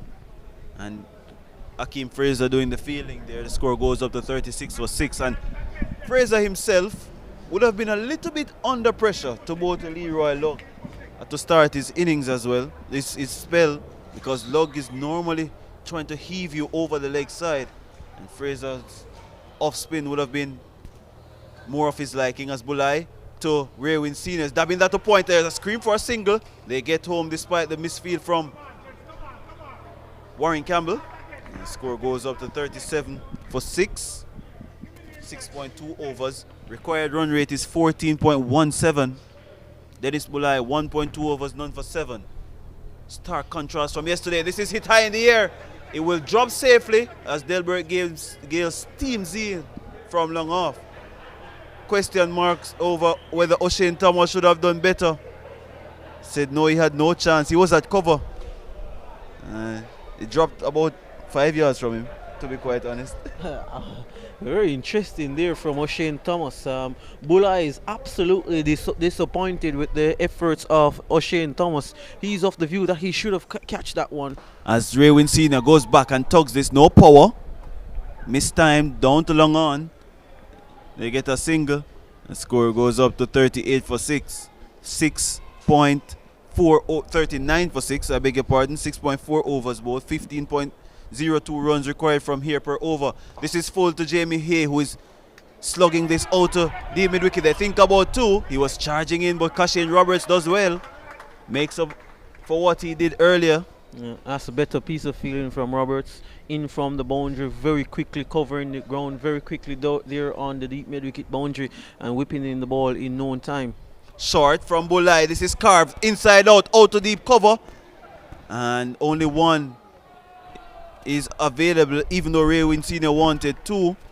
Sadiq Henry out there on the boundary. So at the end of over number 7, the Surrey Royals chasing 89 for victory. They are 41 for 6 in match 11 of the Dream 11 Jamaica T10 competition. Ray Wynn Senior, he's 7 from 4 balls, and Jamie Hay 4 from 5. Akeem Fraser 2 for 5 will continue his spell here, or complete his spell. Took the wickets of Leroy Lugg and Pete Salmon within the space of a couple of deliveries. There was also a drop chance in between those. So we'll see what happens here. Question marks as to whether they should take the batting power play, which is still up for grabs. I think they should. Because they have to find a way to break the shackles and get that required run rate down. 16 runs and over needed as Senior is back and tugging this down to long on. By the way, it's not the batting power play. And one more run added to the total. It's 42 for 6. Senior goes up to 8 from 5. Hay is 4 from the same amount of balls as Fraser. In an unusual style, takes a wonderful catch. Oh, magnificent. That Absolutely is brilliant. stupendous Yep. from Akeem Fraser. He does the stir fry dance as well. That was sublime from the off spinner. Stuck out the left arm and it landed in his hands. Oh, Jerome, you asked those to stuck. That one definitely stuck in the hands of Fraser. And I think what a dream start he's having to what is the Dream 11 T10 cricket competition. Akeem Fraser, absolute brilliance there with that one. Stuck in his left hand, which is his weaker hand also. So, I mean, he would have been sitting on the sidelines, his Fraser, and he would have been planning. And I think anything that he has planned to do is absolutely executing it brilliantly. Here is Akeem Fraser. Absolute brilliant spell from him. A game-changing one. A one you probably think he could be the man of the match here. Should be. Should be. Without a shadow of a doubt, he should be. 3 for 6 from 1.2 overs. He broke the back of the chase with those 2 wickets of the dangerous log and someone who were power hitters. And now he has taken probably the catch of the tournament. With that return catch, it was hammered back to him by Jamie Hay. Saw a good catch today from Francis. Yeah. That was good. He's making some changes to his field now, Fraser, as a left-handed batsman comes to the crease. The second one of the innings. Ryan Francis around the wicket is Fraser, and there's a sweep down to short fine leg. Gordon Bryan on the field, and they can't stop one. Score goes up to 43 for 7. In over number 8, 7.3 overs gone. 46 needed from 15. Don't think the Royals planned their innings perfectly or sensibly in my view. This is short from Fraser. It hits high in the air. Out to long off. Campbell comes in. I think he misjudges that one and it goes for 4. He's absolutely made a meal of that. Should have done better. There was no need for him to be charging into the ball like that. It was high in the air. Could have just stood his ground and wait on the ball. And even when he touched it, he was about 5 or 6 yards well inside the boundary. And it goes for 4. Raywin Senior is up to 12 from 6. More of that is needed as he's slugging this over long on and into the stands for 6. Good display of power from the youngster. And finally, measuring up the length that Fraser is bowling and handling the angle perfectly. And instead of trying to go over wide long on, he went between the right shoulder of Fraser and the left of the man at long on for 6 more runs. The score goes up to 53 for 7. One delivery to come. From Senior. And this is short outside the off stump. And pummeled down to long off. Warren Campbell does the fielding. And at the end of over number 8, the Surrey Royals chasing 89 for victory. They are 54 for 7. I think they're Senior trying to put some pressure back on Fraser, but I think Fraser 2 overs, 3 for 18, I think represents, in my view, a game-changing spell and one that really has truly set the game up for the Risers, as we see the umpire now signaling the power play. So 35 to get from the last 12 deliveries, but you made mention of the approach, but we also would have made mention earlier as to if the Risers can get the lights of Bonner and Leroy Lugg early, or even at best keep them quiet, and that's exactly what they did. Lugg didn't really fire in his normal way. Bonner went very early for one. Lights of Morris and Glenn also went for a duck. So I think those top 4 going early, I think we will have to say would be been a really hard work for these batsmen who really haven't had a lot to do in this tournament so far. And one man who has done some damage is O'Shane Thomas. 1 for 4. He got the big wicket of Nkrumah Bonner bowled in his very first over. So now he's been tasked with the responsibility of closing out this innings and closing out this batting power play. So this is the batting power play over. Cashane Roberts at long on. There's Nicholas Lewin at deep square leg. The two men out of the 30-yard circle as Thomas is over the wicket and Bosa Senior beats him for pace. Lifting delivery there on a length. No chance. Short third man. Backward point, cover mid-off in the circle on the offside. And there is mid-on. Well, Roberts is coming in from long on now. Third man goes back in, Christopher Powell. So there's mid-on, mid-wicket, right at the edge of the circle. And there is short fine leg. While Nicholas Lewin remains on the boundary at deep square leg as Thomas holds his back after delivering that delivery. And another feeling change. Instead of the third man, there's a deep point going out. So expect Thomas to be back off a length, hard length, or even a couple of bouncers in this over. He's over the wicket and passes the umpire full this time and hammered back at him. Stocks out his left hand. Didn't stick like Akeem Fraser, but limits the scoring to a single. Dennis Bulai retrieving the ball. It's now 55 for 7. 1.4 overs remaining. 20.36 the required run rate. O'Shane Thomas 1 for 5 from 1.2 overs. Yeah, it's just interesting. I think you look at this team, you look at what's here. There's 7 wickets down, and we have the likes of Senior and Francis at the crease. There's real depth in this team of the Royals. I think it's very surprising as their approach to this total so far. But I think we have to give credit to the risers. I think they have bowled really well. Thomas over the wicket now to the right. The left-handed Francis who is hiking that out of third man. The man comes in and takes up the catch. Nicholas Lewin almost at a deepish point position. O'Shane Thomas gets his second wicket, and that length was telegraphed based on the field setting. And the Surrey Risers, they're fully on their way now to getting their first win of the Dream 11 Jamaica T10 cricket competition. Yeah, they really need this win. I think it has been an efficient performance from them.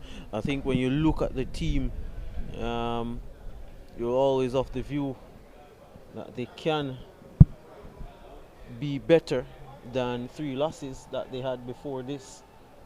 So I think it's been a very good performance for them so far. 34 needed from 9 deliveries.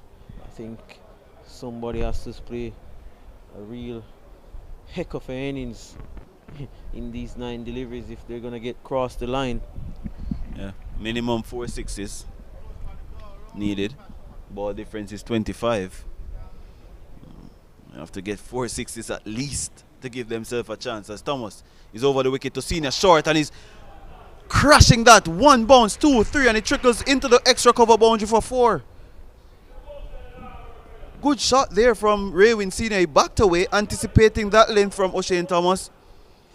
It was almost as if he wanted to hit it square or over point, but was so early on the shot he got it over the head of extra cover for 4. Good shot from the youngster, good exposure for him. Good time for him to, get some confidence. 24 from 11 is Raywin Senior. He's fuller now. Is O'Shane Thomas takes the edge, and the left index finger of the umpire goes up. Raywin Senior departs to 24 from 12, and the Surrey Royals, they're now diving or nose diving. They're 59 for 9, chasing 89 for victory. Yeah, definite edge on that one. Senior not close to it, backing away from the West Indian fast bowler, trying to carve it over backward point, not successful. And the 9th wicket going down for the Royals team. I think this now just sums up what has been a very good performance from the Surrey Risers team. Of course, aided with that top score from Siddiqui in their batting display. And now I think Thomas and Warren Campbell and of course Akeem Fraser doing the bulk of the work. I think those 3, the standout, they've been absolutely brilliant for the Risers. Indeed. Well, importantly for me is the way how they started with the ball. I thought Christopher Powell bowled a very good first over in keeping Leroy Lugg quiet. And Warren Campbell got the wicket of Romain Morris in his first over, the second over of the match, and from there on, Lugg and company had to be quiet. As Thomas over the wicket to Everton O'Hara is full and taps it back at the bowler. At the end of over number 9, the Surrey Royals chasing 89 for victory. They are 59 for 9 against the Surrey Risers. They need 30 from 6 balls to win their second match of the competition. So we'll see how, their third match of the competition, because they won their first match with Lugg making a 50. They lost the second one to the Surrey Kings, who have beaten everybody so far, and then they beat the Middlesex Titans in their third game. So this would have been win number 3 from 4 games. But it looks like 2 from 2. 2 wins and 2 draws. Defeats, I beg your pardon. Christopher Powell, who you said started very well, I think he's going to fit in that he's going to finish, as he was very good in keeping the dangerous Lugg quiet. Difference though is that he's been bowling from the Courtney Walsh end, started at the Michael Holding end, but you expect him to finish this off. Not often you see a team 9 wicket down in T10 cricket. I still haven't seen a close match, Jerome. I think that's all my disappointment. I want to see that last over thriller. Yeah. Powell to Nicholas Gordon is tugging that forward of square, and Warren Campbell runs around to his right and does the fielding. I think the game between the Middlesex Titans and the Cornwall Warriors went down to the very last ball after a brilliant innings from Jamie Merchant. Got them over the line. So that is the only game that has really been pushed to the limit, where all 120 balls have been bowled.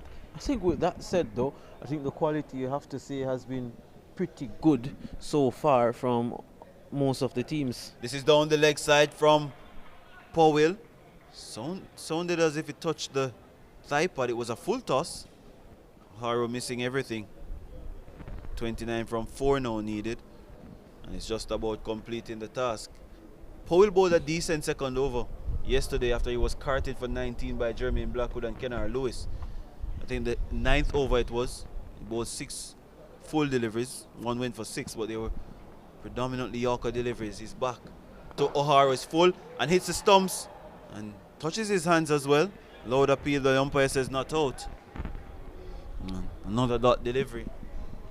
So the score remains at 60 for 9. 29 needed from 3, which is technically impossible, but it's highly improbable because there are the possibilities of extras being bowled. So Powell to finish off the contest. Of course, the next big game coming up after this one. Hopefully the rain stays away. It's very grey and gloomy here at Sabina Park. Over the wicket to Thomas and misses the stumps by an inch. There Powell, it was full and straight, but missed everything. Of course, Powell didn't start. He didn't start in the Risers team. So I think probably a replacement for Sheldon Cottrell is Christopher Powell, and I think he has done really well so far after replacing Sheldon Cottrell. 60 for 9. The Royals, as Harrow hits this to the right of extra cover, the left of long off. Akeem Fraser comes around and limits the scoring to 1. The Royals are now up to 61 for 9, and they need 28 from the final delivery.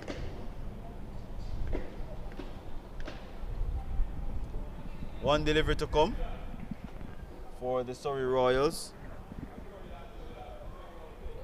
And Surrey Risers to get their first win of the competition. Powell into the pitch slowly and taps back at it is Nicholas Gordon. They get a single, and the Surrey Royals, they end up on 62 for 9, falling 27 runs short. Well, they lose by 26 runs in the end after the Surrey Risers made 88 for 5, and things have really gone downward after that good bowling display from the Royals. They must be disappointed based on the batting effort. But the first win of the competition for the Surrey Risers, important. Would have been difficult for them to come back from 0-4.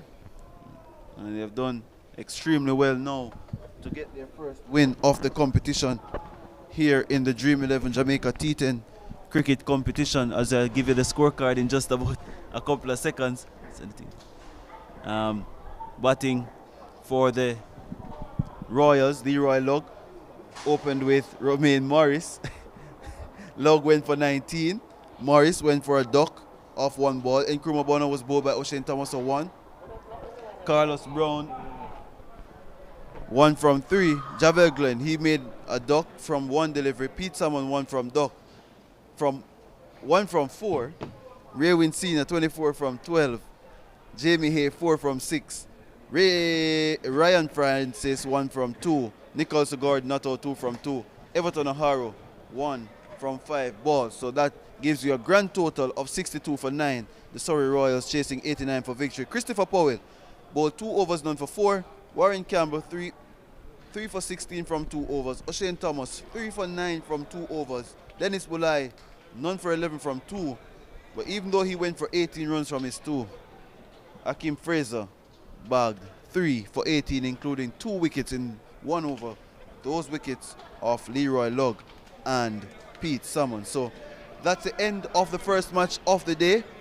The Surrey Risers beating the Surrey Royals by 26 runs here in match 11 of the Dream 11 T10 cricket competition. The second encounter of the day will have the leaders and the firing Surrey Kings against a well-organized Cornwall Warriors team. Until then, join us at about 1:29 for the start of the second match of the day.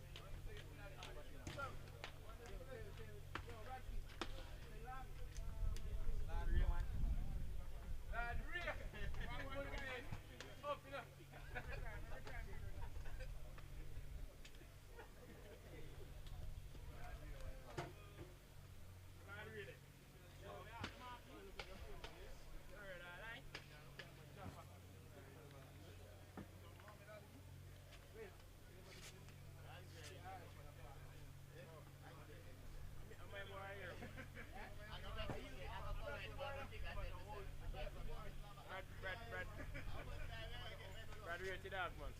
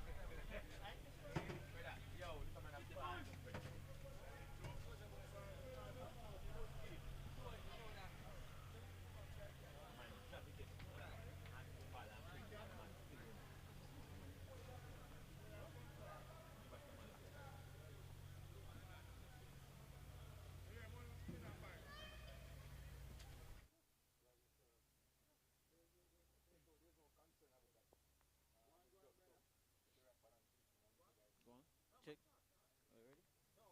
Oh, check, check, check, check.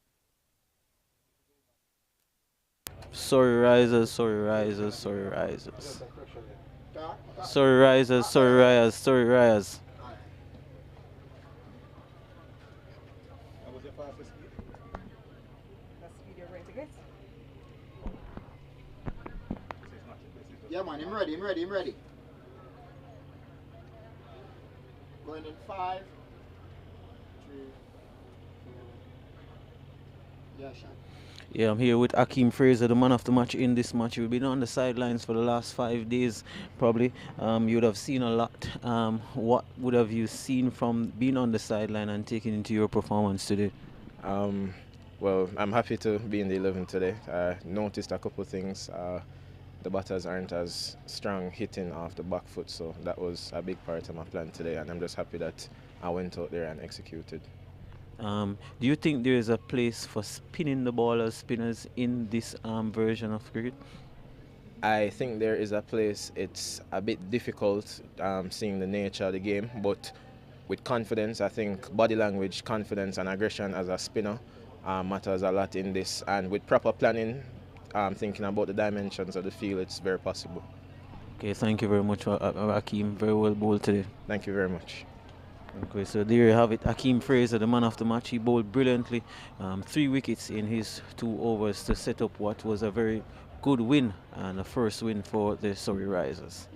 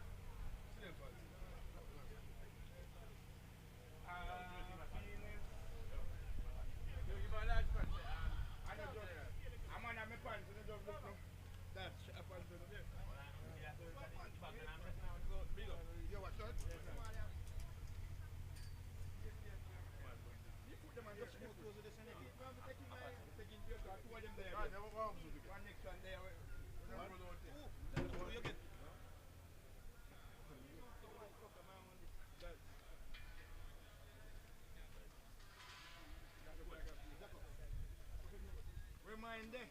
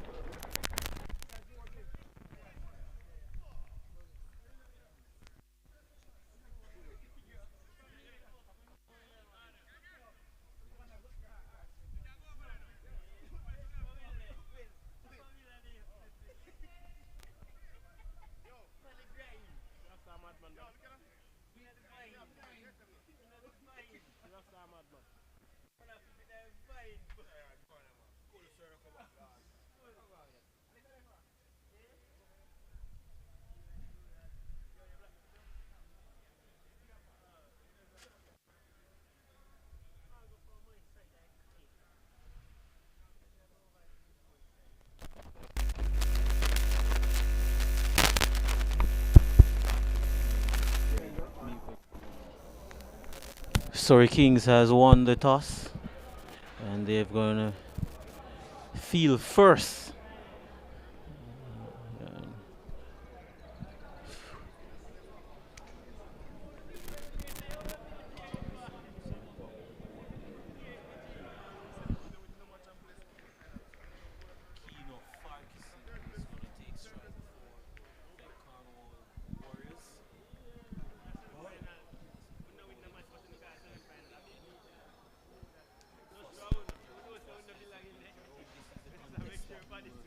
Waiting on. Definitely. Couple of the Cornwall Warriors first team players are not available though. That is pushed up to mid-off by Okino Farquharson, and they get a single off the bowling of Javor Royal. So who's that? Derval Green? Derval Green is not around. Omar Samuels unfortunately has a stomach bug, so he's not available either. So 2 changes have been made by the Warriors team. Here's Royal. Spence is pushing that one into the offside for a single. They're off and running is the Cornwall Warriors team. They'll be mindful that this is a dangerous Kings team that they're playing. And the threat they possess is they pretty much should be aware that they need to get to a very good score. I spoke to Henry some moments ago, and he said that the pitch he thinks is not coming on as he would have liked. That one is tugged away into the mid-wicket region. They'll come back for the second. The fielder there just circling around that one in a very nonchalant manner. And with that, the total now moves to 3 without loss. 4 without loss, correction. Okino Farquharson is on 3, Spence on 1. Royal operating from the Michael Holding end. Oh, that was so close to the middle stump. One just sliding on with the arm there from Royal. The batsman looking to pull that one around. Wasn't really there for that shot. No, he does pull this one around the back corner, down to backward square leg. Running not as aggressive as I would have liked, and I think the Cornwall Warriors would have liked. And trying to maximize the first 2 overs. 2 players outside the 30-yard circle is Okino Farquharson. Javoy Spence, the wicketkeeper batsman, is going to take strike now. He's already had 1 from 1. Whoa, that was close also. It's been eventful over this first over from Royal. And now we see the signal there of bye from the umpire. So 1 completed, 1 of 10. And that now the total 6 without loss. Okino Farquharson on 4 and Spence on 2. It will be interesting to see the approach of the Cornwall Warriors from here, because this Surrey Kings team is very destructive. It has a lot of batting power. Talk about Jermaine Blackwood, Kennard Lewis, Orion Williams, Andre McCarthy, Aldane Thomas. That is quality batting there, and then add that with Brad Barnes, who has only batted once in the tournament, and even Kenroy Williams, who is also decent, Jeffrey Royal as well. So they are packed with a lot of all-rounded ability players who can hit the ball a far away. It's going to be interesting to see what's a good score. It will be good to see and a good test for the Warriors, who took the Titans to the last over, defending 91. So you're probably sure, I am sure, that they need about 130-35 to challenge this team, or 125 plus. Well, as I would have said, spoke to Henry, he's of the view that the pitch has gotten a bit difficult. We saw the last score between the Middlesex Titans, and we'll get back to that. And that one is cut away straight to backward point. Brad Barnes with the feeling he has to hit. No, misses that one is Brad Barnes. An aggressive run in there from Okino Farquharson and Spence. Both Okino Farquharson and Spence would have represented the St. Elizabeth Technical High School. I was saying that Henry is of the view that the pitch is a little bit difficult. We didn't see Log get off in the normal way that he normally does also. And maybe the rain last night would have probably affected that, and then this morning as well. Andre Dennis is the bowler. One is hit hard straight to Kennard Lewis. Can't score, remains on 7-7 without loss. Yeah. You want to probably get 16 minimum in the power play overs.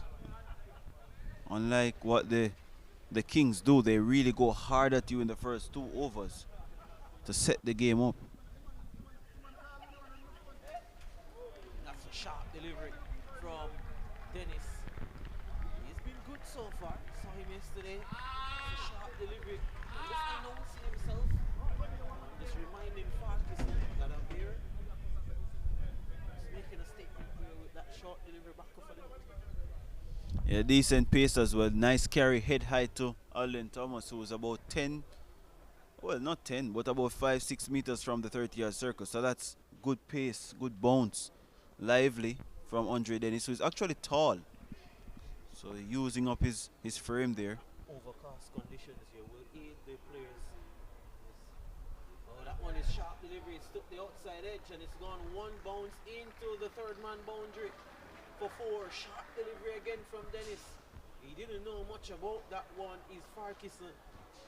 With that, the total now moves up to 11-11 for without loss. Yeah, he was in no position really to hit that over square leg. His feet were all over the place. Body was not in the right position to hit that ball forward a square. Took the top edge and flew over the head of the third man. There goes Farquharson again. Having a wild heave as that one. He's Farquharson. Yeah, so couple of dots, well, 3 dots in this over. A single of the first delivery and now 4. Interesting to see how the Warriors go about the middle phase of the game. There really isn't a middle phase, for instance, in this format. 2 men down on the third man boundary, and this is short down the leg side to Farquharson. There's a chance for a run out, and he's run out. Bullseye from Andre McCarthy. Farquharson helped it along backward of square. He thought that should have been a run. Spence said no. Luckily he did, because Farquharson was stranded at the striker's end. Here it is, tugging it away down to short fine leg. McCarthy was quick onto it, swooped onto it, and took a couple of steps out of his crease, but by the time he was thinking about getting back, Farquharson, McCarthy crashed it into the stumps. And the first wicket goes down for the Cornwall Warriors. They are 11 for 1 after 2 overs. Okino Farquharson departing for 8. Jevoy Spence, he's on 3. A total mix-up there between Farquharson and Spence. I think the ball is behind Farquharson, and the coaches will tell you that when the ball is behind you, well, you can Yeah, that was definitely not his call. No.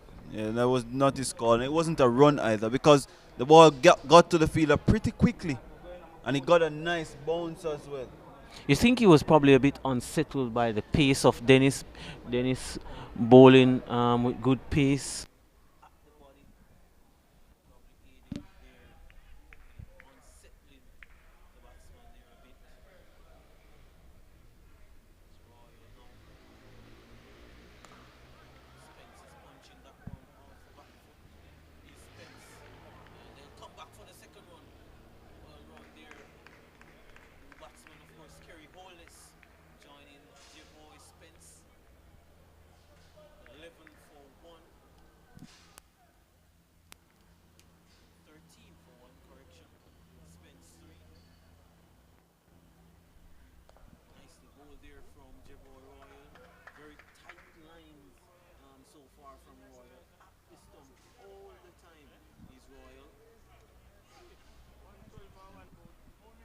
Only conceded 9 runs.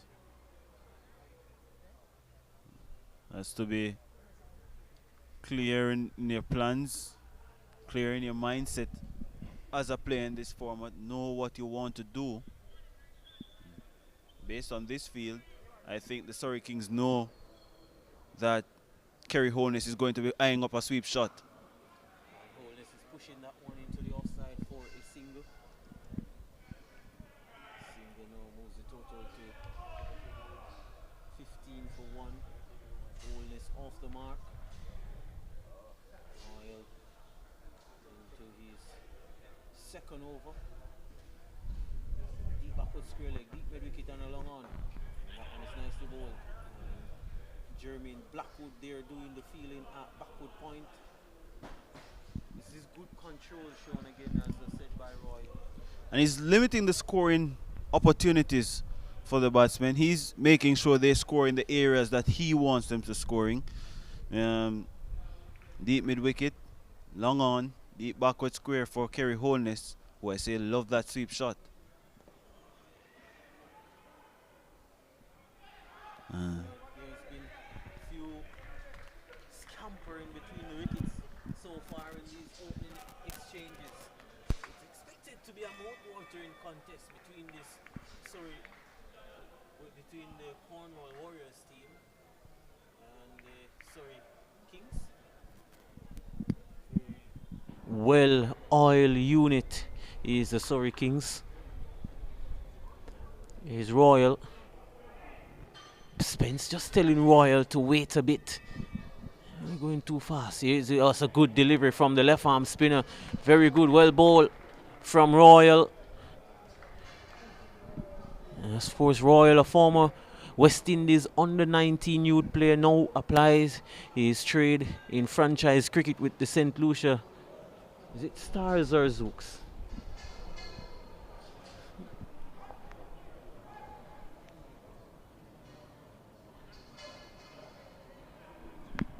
And 3 overs have been completed, 17 for 1. So now I think with this, them having a look, I think it's now that time that the Warriors have to now start to look for the boundaries. Just another 7 overs to go.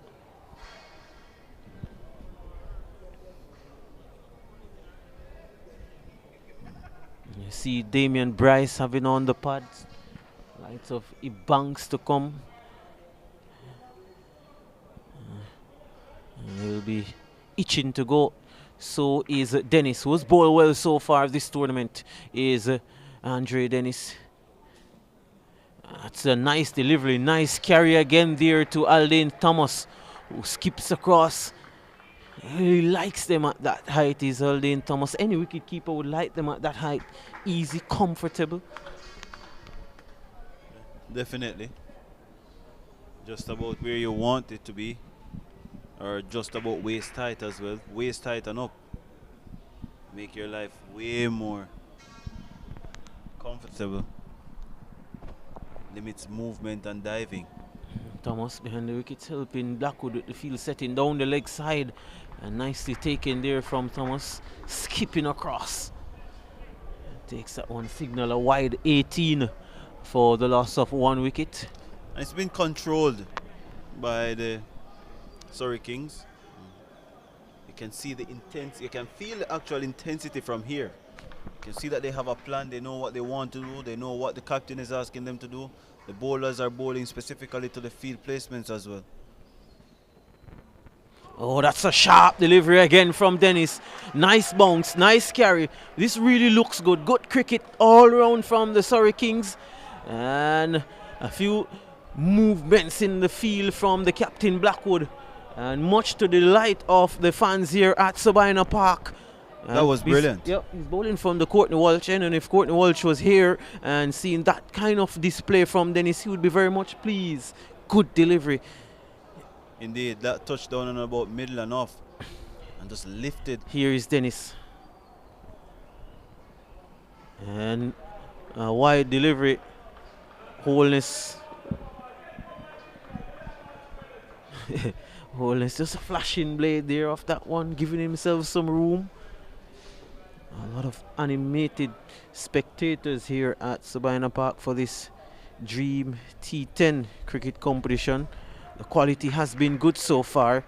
So is the quality of Dennis. Runs away. Nice rhythmic action. And that one is turned around the corner by Holness. And Holness is coming back for the second. And he gets it very easily. Good running, good aggressive running. They need that. They have to take the singles in between looking for the boundaries. 21 for the loss of 1. That was always 2. Spence was ensuring that Holness was up for it, because he would have been coming back to the danger end. Spence always would have been a safer option to get home, because he's going to the farthest end. So good communication, good running, unlike what we saw earlier with Farquharson and Spence. Complete mix-up that resulted in the first wicket. Dennis again.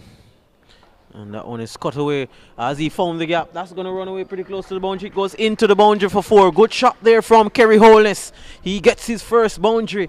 And with that now the total moves to 25 for the loss of 1. Control shot there from Kerry Holness.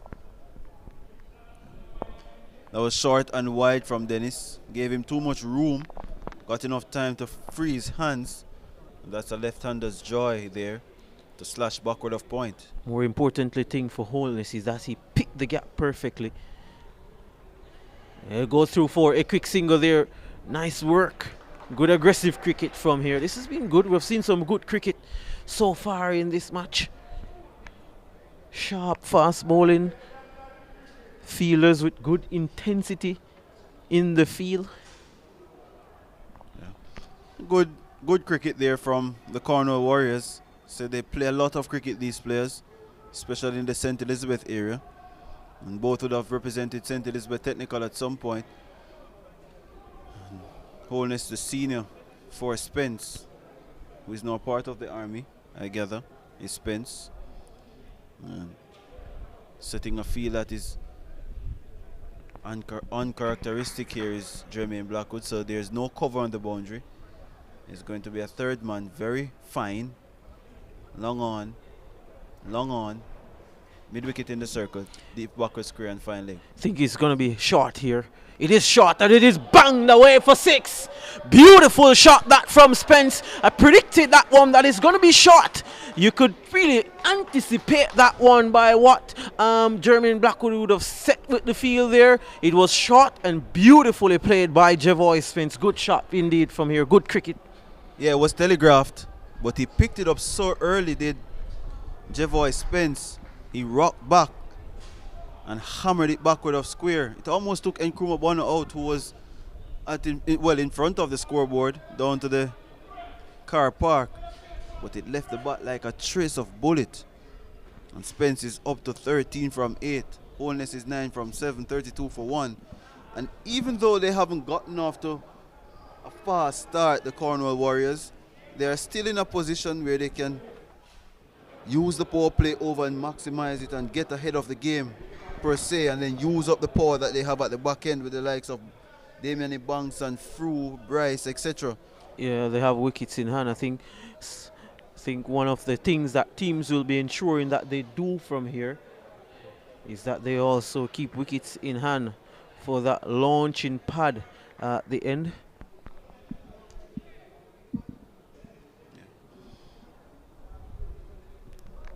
It looks like it's going to be Shalom Parnell who is going to take up the attack from the Michael Holding end. A few Jermaine Blackwood taking a time to set his field here. He's got a mid wicket, a mid on, he's got extra cover point. Third man on the boundary, fine leg, deep backward square, long off, and a deep cover. And there goes Holness looking to bang that one into the George Headley stand, not making contact with that one. Normally you don't see mid on in the circle in limited overs cricket, but the hard lengths being asked to bowl, seeing a restriction and changes. They're making a change now. Yeah, fine leg comes into the circle. Mid on drops back with Orion Williams to long on. This team is coached by Milton Thomas. Wins everything with St. Catherine CC. A good delivery there on a good length. And I think the batsmen know, probably setting themselves know, indication that a score of 80 and 90 can also be a winning total. So I think the teams know what is a winning total, what is required of them. Of course, we're on a different pitch than we were on in the week. And that ball seemed to stop on Holness just now. Yeah, he's muscling that one, not really timing it to perfection. Gets a single, is Holness.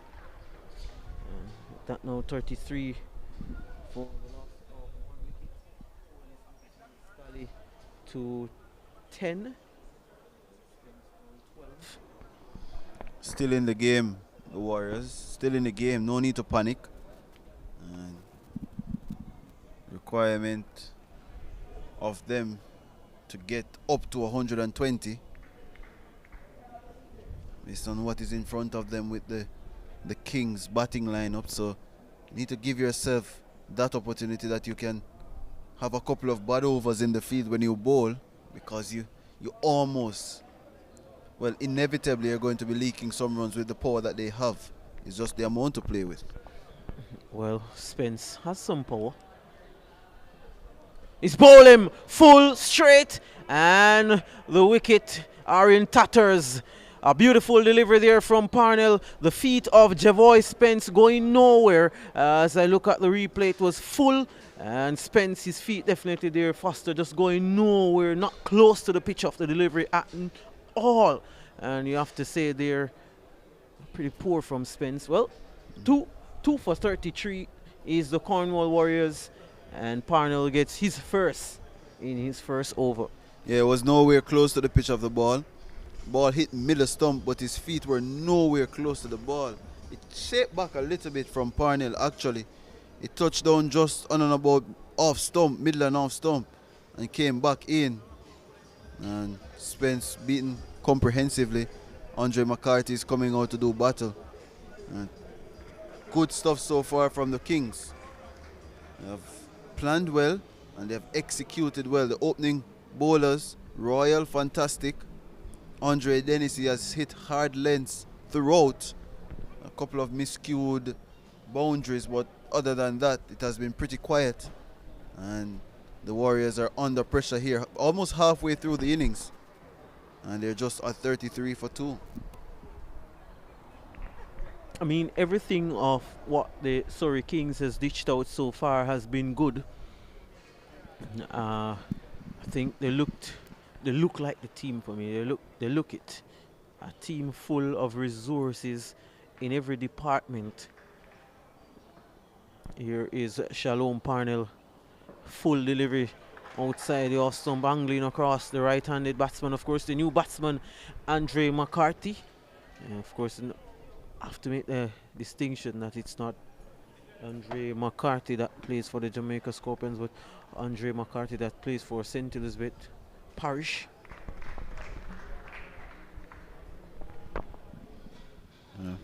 Good delivery from Parnell just now. Yorker, you're getting your death bowling almost instantaneously. This one is hit in the air. There is extra cover running around. That will drop in no man's land. And it's McCarthy who is doing the fielding. Was short. And Andre McCarthy looking to hit that one off the front foot. Probably over that long off area. And in the end, just getting one that spoon balloon over the head of extra cover. He gets two. Is Andre McCarthy. Parnell, a successful one for him. The run rate, they're scoring at 7 runs per over. Parnell 1 over for 3 runs. Kerry Holness on 10 and Andre McCarthy on 2. It's 35 for 2 is the Cornwall Warriors at the halfway stage. Andre McCarthy is coming back to, well, he's going to be bowling his first over. Kerry Holness will be facing. Just seeing some consistency with the selection of the Surrey Kings team as well. Hasn't really chopped and changed much. Outside of Kenroy Williams, who came in after the first game. Everybody else has played every other game. As this is full, takes the outer half of the bat, goes down to third man to Andre Dennis. He hits the stump. There's a ricochet. Chance for a second. A second they will get. Romario Edwards mopping up the work. Score goes up to 37 for 2.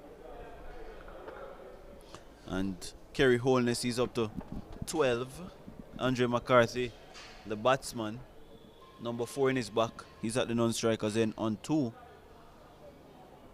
So we'll see how the things unfold from here. This is a massive over in the game. The wider context of the game, as this is short from McCarthy, flat into the stumps, into the pitch, and well, played back to the bowler, and there's no chance of a run. 37 for 2, 5.2 overs. The Warriors really under the cosh here. This is from McCarthy, fired in again to Holness, who is charging. Gets off the top of the pad, goes out to square cover, and only a single with a leg by. Score goes up to 38 for 2. And no chance here of anything over 140 based on the rate here. They'd have to score almost 102 in 4 overs. That's not going to happen. I think now for them is to try to get to that 90 mark and try to get to a total that is workable. McCarthy to McCarthy, who is slapping this high and hard and far. That's gone into the change rooms. That had some muscles under it. He hit it quite far, did Andre McCarthy, the 21-year-old, former St. Elizabeth Technical High School captain, former under-19 representative. Hammered that for 6. Yeah, he absolutely nailed that one. Umpire is inspecting it. Probably he's hit that one out of shape. He absolutely nailed it, is McCarthy. Made a crunching sound off the bat. McCarthy round the wicket to McCarthy. He's hoiking that out to forward of square on the leg side. Only 1 run conceded. The score goes up to 45 for 2. Kerry Holness comes back on strike on 12. Andre McCarthy is on 9. The bowler Andre McCarthy is also conceded 9 from 5 balls, and will try to get out of this over as best as possible. This is short and fired down the leg side. Loud appeal. Umpire says not out. But I think they have gotten the best outcome there, the Surrey Kings, as it's a dot ball. And at the end of over number 6, sent into bat, the Cornwall Warriors, they are 45 for 2, against the Surrey Kings, the unbeaten Surrey Kings, in match number 12 of the Dream 11 Jamaica T10 cricket competition. Yeah, the good work so far from the Surrey Kings. They're really keeping the Cornwall Warriors at bay, not giving anything away. We have it. Andre McCarthy, 9 runs from 4 balls, 1-6 Holness, 12 from 14. And Kerry Holness definitely has to get a move on at this point. He has to start looking for the boundaries. It has been a real struggle for him so far. Is Kerry Holness with what batsman left in the hutch, 8 batsmen left in the hutch, 4 overs to go. Definitely has to get a move on now, because they want to get somewhere to that 90 mark, which is probably what is a competitive total based on what we have seen in the last 2 previous games. Yeah, probably should have taken the power play over now after that enormous 6 with McCarthy, who is hitting this off the inside edge. It squirts down to short fine leg. Shalom Parnell continues, and 1 more run to the total. The score goes up to 46. Yeah, you're absolutely right. I think it's a prime time for them to take that power play. I think both batsmen would have gotten an eye in. They would have seen a few deliveries, and I think they know what is on offer out there. I think it should be. Hoping they do take it if they do survive this over. Well, they'll only have 2 other overs. Well, especially a good chance to put Parnell under some pressure. Shalom Parnell is one of the better bowlers on this team. Now he has to bowl. He have the luxury of having 5 fielders outside the circle. Indeed. Well, maybe he would have probably gone to Orion Williams, who has bowled all the power play overs so far for the batting power play overs. I must specify for the Surrey Kings in this competition. And he has done well, actually. With Parnell to bowl over the wicket to the left-handed Kerry Holness, who is swinging and bowled comprehensively. Clean bowled, stumps knocked back. And the second wicket for Shalom Parnell, identical dismissals. Kerry Holness bowled for 12. The Cornwall Warriors, they are 46 for 3. He was in no man's land trying to swing that over the Kingston Cricket Club stand. Well, that shot there was in no position to play it. And I think you just know something had to give. Kerry Holness was struggling, 12 from 15 deliveries. Really was pedestrian strolling really for Kerry Holness. And he was looking for the maximum. But Shalom Parnell has been brilliant. He's been at the stump all the time. And another left-arm pacer. I think we saw a couple left-arm pacers in the tournament so far. Well, another left-arm pacer doing the trick. Doing a really good job for their team in this instance is Parnell, who's doing well. And of course the new batsman Damien Ebanks, experience. Hopefully that can come to the fore here is Damien Ebanks. Very much needed. Experienced, 34 years old. Ebanks turns 35 in June. Said that he has even played 2 times 210 cricket. Which is teams batting twice, like a test match, similarly to a test match. Yeah. I think they played as a competition down in Ballards Valley. Exactly. Very interesting one. So I think this team, they know what is required as it relates to T10 cricket. Most of them play in that competition. This is a short and wide down the leg side from Parnell, signaled so by the umpire. And score goes up now to 47 for 3. Ebanks using his experience, he took a guard on off stump just now. And is ready to face Shalom Parnell, who has 2 for 5 from 1.2 overs. Has done very well so far. Andre McCarthy at the other end. He's 10 from 5. Has to be mindful of that short delivery if he does go for it again. Fine leg is in the circle. Parnell short to Ebanks. He's helping this backward of square. Kenroy Williams charges in, but they will only get 1. Ebanks not really interested in 2. Score goes up now to 48 for 3. Halfway through over number 7. Oh, you see that length again into the pitch. I think when the faster bowlers has gone into the pitch, they have reaped a lot of rewards so far. He's thinking again that Shalom Parnell will be looking to go into the pitch also to McCarthy. Has to. No mid wicket on the boundary. Long on, long off. Third man back as well, as this is full and bowled him. Well, the double bluff worked. Everyone expected short into the pitch, but he's gone full, Shalom Parnell. It ricocheted off the pads of Andre McCarthy and onto the stumps, onto the base of the leg stump. And he has to go for 10 or 6. And the Warriors, after a slow start, are finding it tough in the middle now. They're 48 for 4 as Damian Bryce makes his way out to the pitch. I was saying to go into the pitch, but he went full and straight into the stumps, into the leg stumps. Brilliant delivery from Parnell, getting his, I think this is his 3rd wicket. I think this represents a very good spell. 3 wickets for just 6 runs. Amazing stuff. 3.6 runs per over he's going. And as Damian Bryce makes his way out to the pavilion, to the crease correction, to join Ebanks, he will be very much aware that they have a lot of work to do if they're going to get the Cornwall Warriors up to a very competitive total.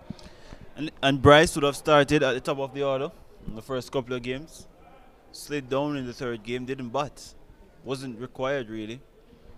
No, today at 4 for 48, he's a man for a mission now. Shalom Parnell.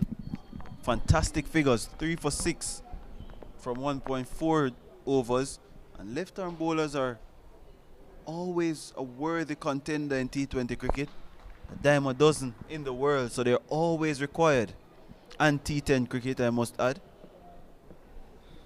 He's passing the right shoulder of the umpire now and into Bryce, who is working this fine down to short, fine leg. Andre Dennis does the fielding, he does the throwing as well. Almost conceded a run, but the batsmen were not interested in that. Score remains at 48 for 4 with 1 delivery to come in over number 7. Yeah, this is a real struggle for the Warriors so far. They're really struggling. Surrey Kings, it's been absolutely brilliant. Jermaine Blackwood, everything that he has touched has turned to goal so far. Is Blackwood leading?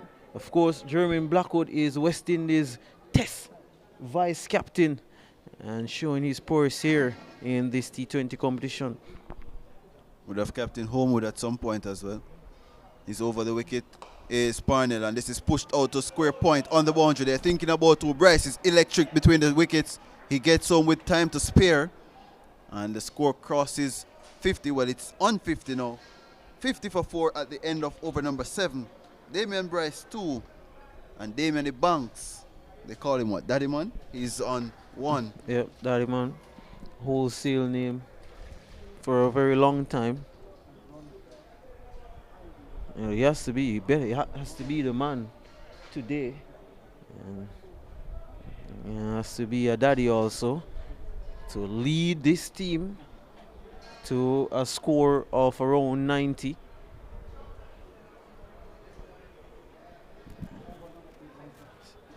So Andre McCarthy is going to be bowling. We still haven't seen Edwards. We still haven't seen is it Orain Williams. So again, it just solidifies my point as to how strong this Surrey King team is as it relates to all the resources they have, both batting and bowling. This is the over that is going to be the teeing off over. Ebanks is on the off stump. He's waiting on McCarthy, swinging this down the leg side. And no signal from the umpire, so touched something on the way. Probably the thigh pad. And trickled down to short fine leg. Importantly for Andre McCarthy, that's a dot. Massive moment. He's short up. Ebanks is slapping this forward of square. Brad Barnes might be a spectator. He is. It goes for 4. And Ebanks goes up to 5. The score moves up to 54 for 4. And you can almost anticipate or feel that sense of urgency based on his stance. Damian Ebanks. Yeah, he has to go. The ball was short. It slowed. Gave himself enough time to wrap back onto that back foot and pierce the gap there perfectly on that square leg boundary. And Blackwood just plug in that gap now But I think good shot there from Damon Ebanks. Ebanks, piercing the gap perfectly. So now the man from deep point has gone in front of square. He's on at the extra cover boundary. Cover goes into mid wicket. That's Captain Jermaine Blackwood. Loud appeal. The umpire says no, that was close. It goes off the pad into the boundary now for 4. And that looked pretty close. Alden Thomas was convinced he was a goner. As we look back at the replay here, Chris. Yes, it was a good delivery. Oh, that looked really good. I think the only thing about that one, Jerome Foster, was if it pitched outside the leg stump. But for me, it looked straight, and it looked like it was crashing into Miglan off. That's a close call there from the umpire. It was an arm ball from McCarthy. It was short again, and he's swinging across the line. The umpire gives him no. Yeah, he gives him out now. And another flat, fast, straight delivery from Andre McCarthy. And Damien Ebanks makes a long walk back to the pavilion now. He's gone for 5. That one looks a little bit higher than the previous one. But the umpire was sure he had to go. So 58 now for 5. The Cornwall Warriors batting first in the match 12 of the Dream 11 Jamaica T10 match against the Surrey Kings. Well, we'll have to see the replay on that one again. Probably a fraction higher thing, Foster, but I'm pretty sure the one before was dead straight. Absolutely dead straight. It has been a good over so far from McCarthy. And Ebanks there just going nowhere with that innings. And it's total not making a good reading for the Cornwall Warriors. Surrey Kings definitely have a firm grip on this contest. McCarthy doing a really good job so far. Of course, McCarthy was named I think the best all-rounder of the last concluded Super 50, I think. Yeah, and that is full to Michael Frew, who is a new batsman. Sounds of rain on the roof here at Sabina Park. Frew faced this first delivery from McCarthy. It was a dot ball. McCarthy around the wicket to Frew. He's hitting this inside out over extra cover. And it goes out to Kennard Lewis, who is on long off boundary. And they only get 1. Bryce was adamant they needed 2. But 1 is all they will get at the end of over number 8. That reads 59 for 5. The Cornwall Warriors against the leaders and the favourites at this stage after only 12 matches in a 33-game series, the Surrey Kings. A real struggle here for the Warriors. Power play over now, being signaled by the umpire. So we're just hoping, for the sake of a good contest, you think, hoping that the Warriors can maximize on this over. And as you said, Williams always bowling this pivotal, important power play over. Always go-to guy for Jermaine Blackwood. Williams, of course, more known for his batting. Is of course also a handy wicket keeper. So a very resourceful player is Orain Williams. Yeah, has played first-class cricket as a wicket-keeper batsman. Open for the Scorpions, batted in the middle order. This is what he did for Inzo. He bowled while captaining the team. Won, I think, 2 Grey Shield titles.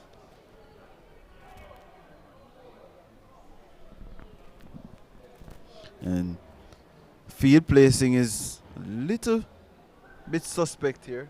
A lot of question marks as to who should go where and what should happen. Remember, the batting power play over can be taken anywhere between overs 3 and 9. Brad Barnes has moved from deep square leg to... In 10 matches, he's only bowled 16 balls in first-class cricket. Is Orain Williams. Yeah. As he said, he has done a handy job for Blackwood and the Surrey Kings. So Barnes is backward of point. Well, point, and there's Andre Dennis backward of point. There's third man and extra cover on the boundary, all out on the offside. So the plan is going to be wide outside the off stump. That was wide from Williams. Signal so by the umpire as well. So Fru can telegraph what's going to happen. There's nobody out on the onside on the boundary. As I was saying that the batting power play over can be taken anywhere between 3 and 9 in the contest. Fru goes outside the off stump, hits this inside, edges it onto his pad. Ball almost lobs back to Orion Williams. Almost as if the pitch is too paced at this moment. It's not really coming onto the bat. And not easy to go through the line of the ball. Not a lot of balls have been hit on the up so far all day, to be quite honest. Yeah, I think it's been a real struggle for most of the batsmen so far today. Williams. Straight at Fru, who is skewing that out to extra cover. Kenroy Williams charges in. No chance of a catch. Bounce is about 5 meters in front of him. But the score goes up to 61 for 5. 10 balls to come in this innings. The lowest total defended so far in the competition, 81 by the Middlesex Titans on Saturday. They had the United Stars, another Middlesex team, 43 for 7. After 7 overs, Duckworth Lewis suggested that they were way ahead. Yeah, we've seen a shift as to what has been now. You can see that if you get 80 to 90, it's workable. I mean, in the first couple of days, we've been saying that is well below par. I think things has settled down a bit, and the bowlers generally has settled down and has been more concrete with their plans. Here is Williams to Bryce, who is hitting straight to McCarthy, who drops it. He drops a dolly, Andre McCarthy. He had all the time in the world to take it, probably took it too easily. It dropped right out of his hands. Kenara Lewis having a laugh at the Jamaica Scorpions and West Indies representative.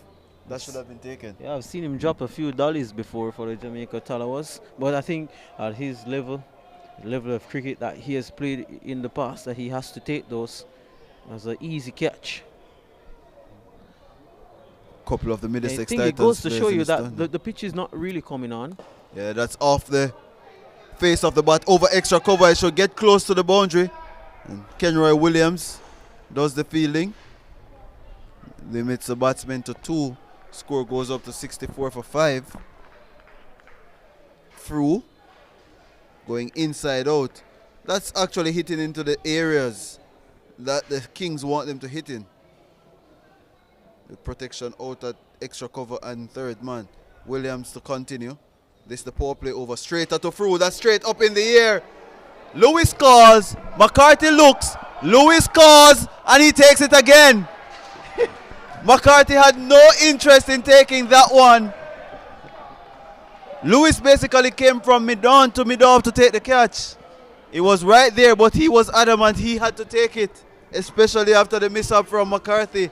Good cricket in the end by the Kings as Fru goes for 4 with 64 for 6 now, the Cornwall Warriors. Where was Andre McCarthy? Yeah, he was having none of that one at all. It went a long way. McCarthy, he looked in a very tentatively manner to Kenara Lewis, who was positives, and the big cups of Kenara Lewis doing the job. So, yeah, I think you can say that feeling, they will tell you that it's such a thing that is big on confidence. You have to back yourself, you have to have a lot of confidence to feel well.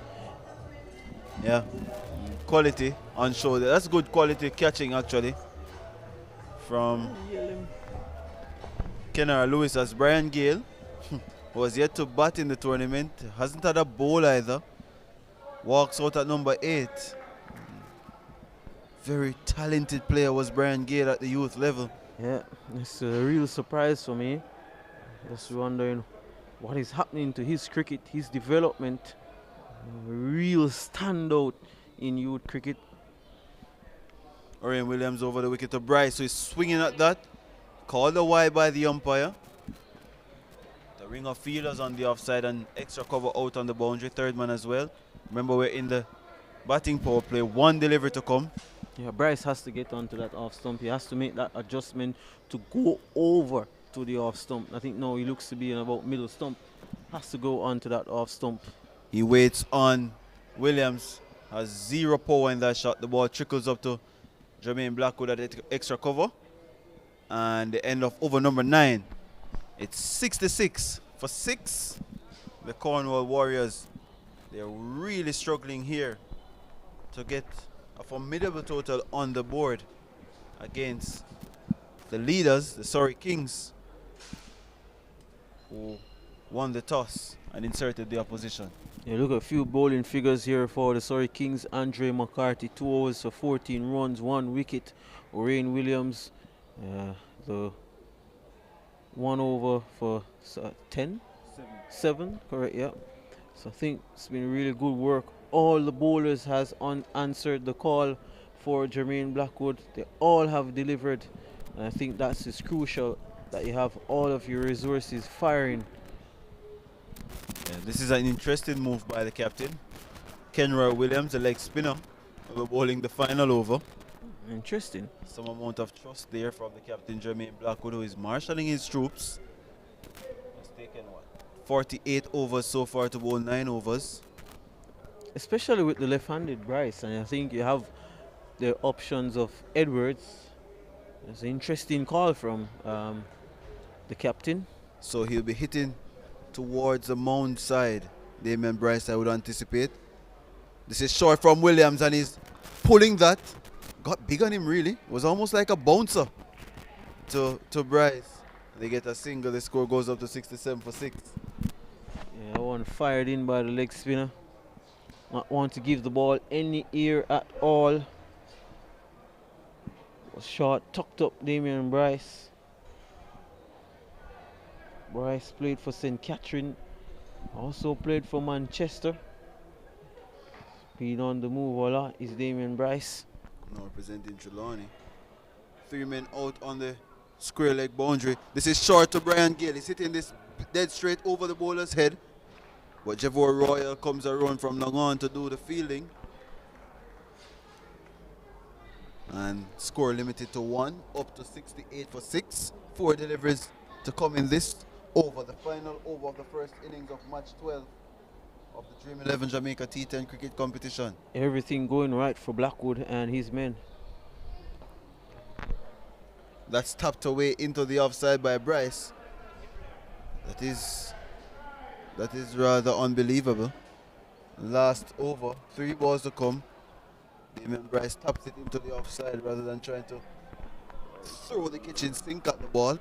I think Bryce seems like he's satisfied with 69. Gale waits on Lewis, he's not, and slaps that down to long on. Score goes up to 70 for 6. 4 balls bowled by Kenroy Williams. Nickname comes from the former West Indies and Guyana leg spinner. They call him Nagamuto. Went to Seaforth High as well. Now representing Boys Town. Short to Bryce, and Bryce is opening up the offside. Hits it out to deep cover. They get only a run. Score goes up to 71 for 6. Interesting to see Bryce. I think someone has to tell Bryce that we're in the final over. Well, it looks as if he's shadow batting a forward defensive push as well. The last delivery to come of this, the first innings of the encounter. Full delivery to Gale, who is skewing this over point. It should get close to the boundary. It gets there to finish off the innings at 75 for 6. Brian Gale, 6 from 3. And you probably have to ask, how is this man batting so low? But he has done enough to get his team close to 80, which I don't think will be enough. That is just my personal view. I also thought 88 wouldn't have been enough for the Surrey Kings, Surrey Risers against the Surrey Royals, but they did defend it. Well, they have to prove me wrong here, because I just don't think 75 is enough. I think the approach was one of too much caution. There should have been more risk taken, but they didn't, and hopefully think they will pay the price. I think this well-oiled machine of the Surrey Kings team I don't think they're going to make too much mistakes in this run chase. However, that is left to be seen.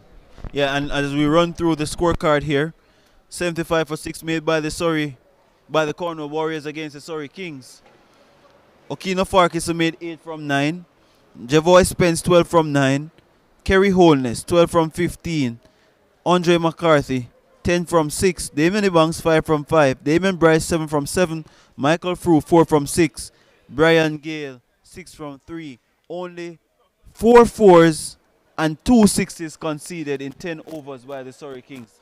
That is fantastic from the Kingston and St. Andrew base team, with a couple of players from the St. Catherine region and St. Thomas representing them. And as we take a break here, you will come back and join us with the Surrey Kings needing 76 to win from 10 overs and go 4 from 4 in the Dream 11 Jamaica T10 competition. This is match number 12, day number 6.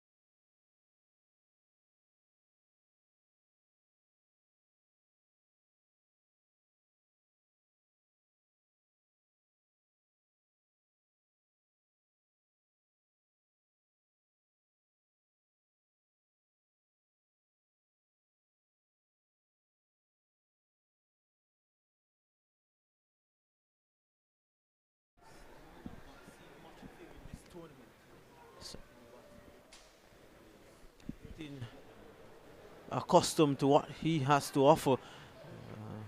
Kenner Lewis, the batsman, didn't know much about what he had to offer. Trying to pull a delivery that was on a good length and went high, sky high. Start for the elite competition. I was mentioning that Michael Frew has a big role to play in this contest. He's the leading wicket taker. He has taken 9 wickets so far. So we see the batting power play overtaken. Long off and deep backward square. This is high in the air from Jermaine Blackwood. Bryce is coming around. Okeen Farkisser calls for it. Okeen Farkisser drops it. He was in the air for a long time. Well, that's not Farkisser. It was the man who took the catch just now. That was good stuff from Andre McCarthy. It's a tough chance. Look at it here. It was sky high in the air. He was pedaling back. There he go in, running back. Oh, it was a tough chance. Bryce was also there. He was interested. Really tough chance, you'd have to say. Got to take it. That one is short of a length and worked down to mid-on by Jermaine Blackwood. It's the kind of chances that you want to take in these games. Yeah, the big batsmen don't normally offer easy chances. You have to hope things go your way. That looks like distant. Score is 10 for 1 after 2.2 overs. McCarthy, hard length, that is high in the air, skewing over cover. And it plugs out in the outfield as the rain gets a little heavier. Ground staff getting interested. The score goes up to 12 for 1. Halfway through over number 3. Andre McCarthy is 2 from 2. Jermaine Blackwood 6 from 7. Kenner Lewis, the man dismissed, the dangerous Kenner Lewis. And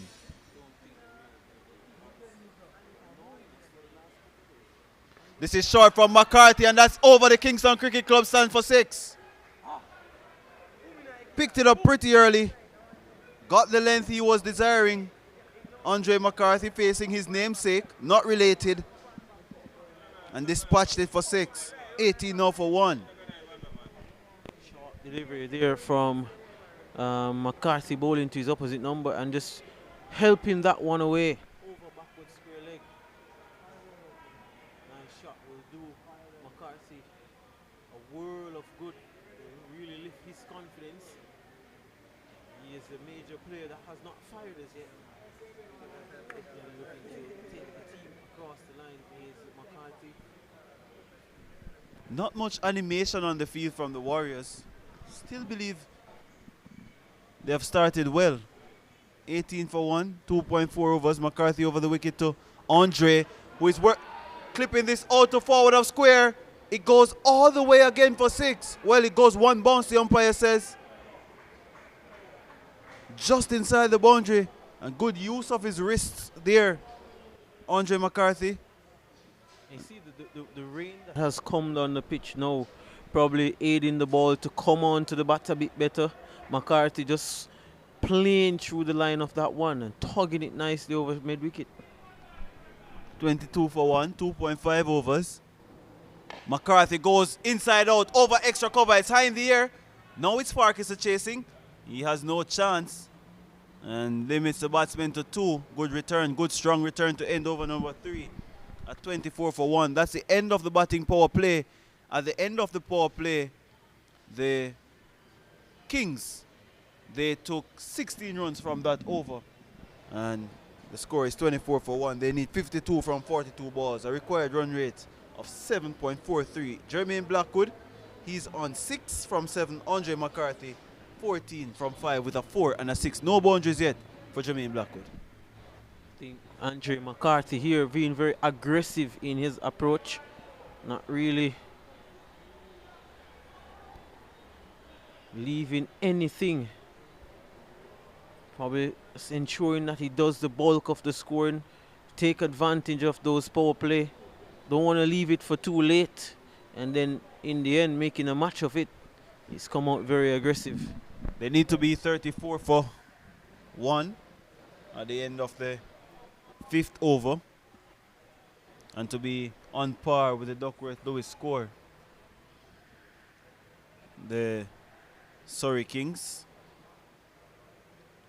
Jermaine Blackwood is about to face Damien Banks with a long on, deep mid wicket, deep square leg. This is a slower delivery to Blackwood, beats him outside the off stump. Swing and a miss. No connection made there. This is what Banks will do. He's coming, ball is gentle, medium space, but with some level of thought he goes into his work with. Slower delivery again to Blackwood, who is tugging this. No real timing again. Ball goes out to deep mid wicket. Frew moves around from mid wicket in the circle. You have to commend the umpires. They're doing everything. They're waiting, not rushing to make that decision of coming off the field, because we still have a steady little drizzle with us here at Sabina Park. 25 for 1, Damien Banks over the wicket. So a delivery to McCarthy, who is slapping this straight out to deep mid wicket. And score limited to 1. Good fielding. It's a greasy surface. Bowler has to be drying at every cost. He passes the umpire now and goes to Blackwood again. A slower delivery. Hitting this down to long on. And taken. Jerome Daly, the man with the catch. And Damien Banks gets the big wicket of Jermaine Blackwood. And is there a chance for the Cornwall Warriors? And he's just playing the dimensions of the field here. Damien Banks pace off to a 70-meter hit towards the Mount side. And Daly got around to his weaker side, but took it quite comfortably in the end. Jermaine Blackwood has to go.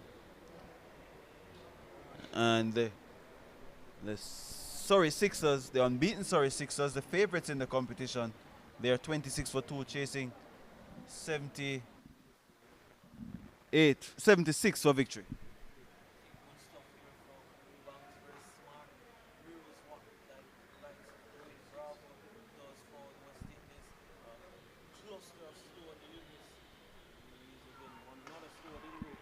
But there's a loud shout of catching, but he goes all the way for 6.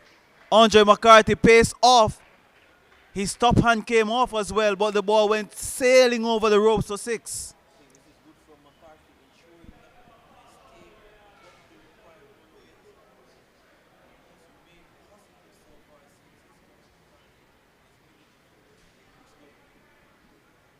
And the Warriors are hoping, well, Banks having a discussion with the umpire about his landing. Royal trying to help him to see if this game can stretch to 5 overs. That is when the game will be constituted as a match. When 5 overs are completed by each team, at least. McCarthy, 21 from 7. So Banks, who is suggesting that he's slipping. This is gamesmanship here and a game awareness from Banks. Smart of him as well. 1.1 over before the game can be deemed a match. The rain getting heavier.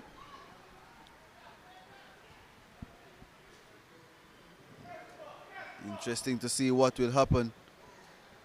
Banks suggesting there's something wrong with his groin. He's calling for assistance. The umpires are consulting. And it's inevitable now that they probably will have to come off the field.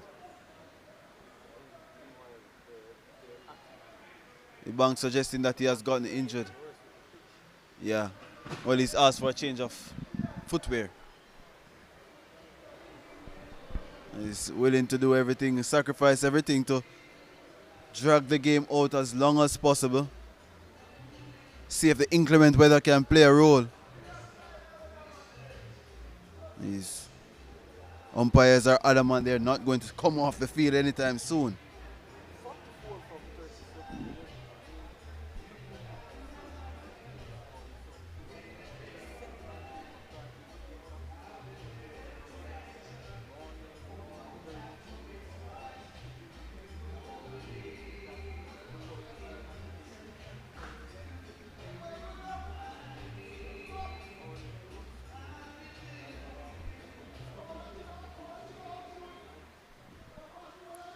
Indeed.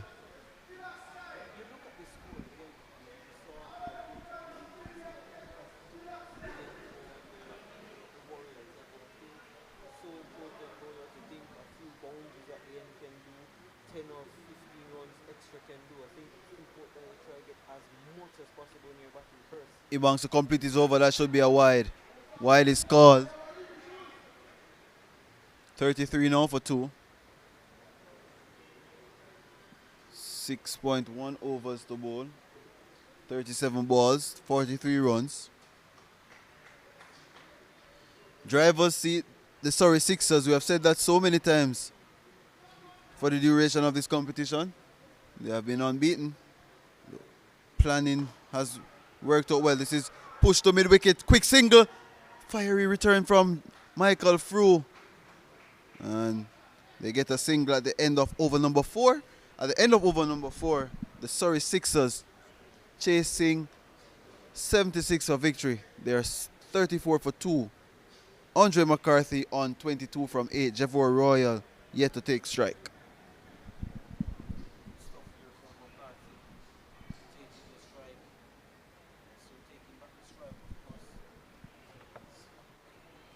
Gonna ensure that he does most of this run scoring for the Kings.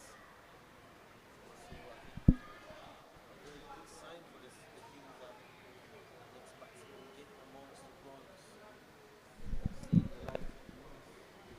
Blackwood, Royal were the main destroyers so far.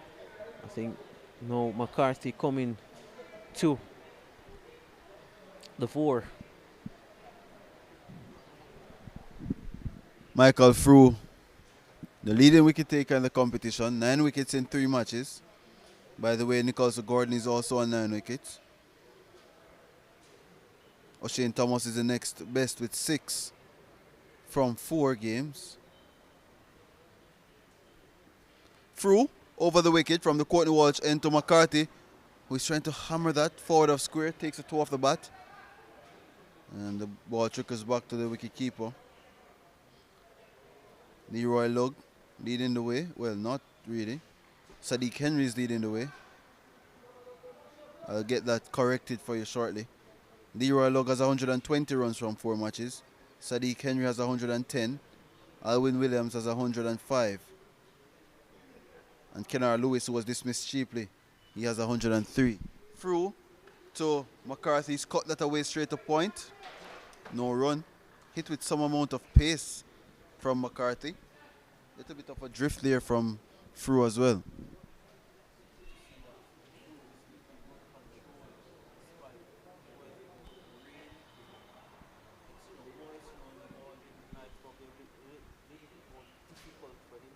Short delivery to McCarthy, chokes him. It goes out to deep mid-wicket. McCarthy, the namesake, takes the catch.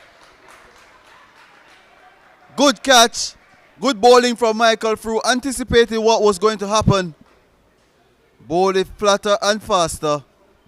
Got big on Andre McCarthy, taken by his namesake out at deep mid-wicket. And the 3rd wicket goes down for the Surrey Kings. They are 34 for 3.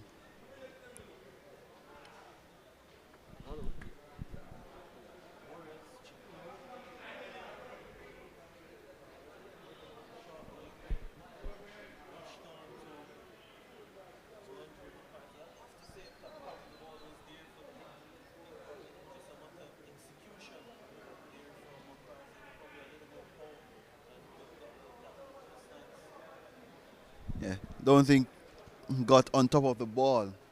He was trying to hit from a base that wasn't giving him enough power. Shorter delivery from Frew. Always economical is Michael Frew. Dot ball. Yeah. Yet to concede a run after bowling 4 deliveries in his first over. He's bowling to Javor Royal. Over the wicket, Royal is swinging to leg. Out to forward of square. Damian Bryce scurries off. And there's a chance for a run out at the keeper's end. Everybody's misfielding. The keeper didn't gather cleanly. They get 2 more. Greasy surface, so you understand where the problem is for Bryce. But he sent in a strong return. 2 more runs to the total at 36 for 3. Really haven't seen Bryce pushed in this competition so far. So I'm hoping that the Warriors can push them a bit in this game. Can get a better indication of what they're made up of. Full delivery skewed out to third man. Daly dives, but it was to no avail. It goes to the boundary now for 4. Questionable decision there to dive. There was no chance of him taking a catch there. And the ball trickles into the third man boundary for 4. He was nowhere close to it. Might as well he continued to chase that ball. It's an interesting decision from Daly. I think he chasing that delivery and saving the boundary.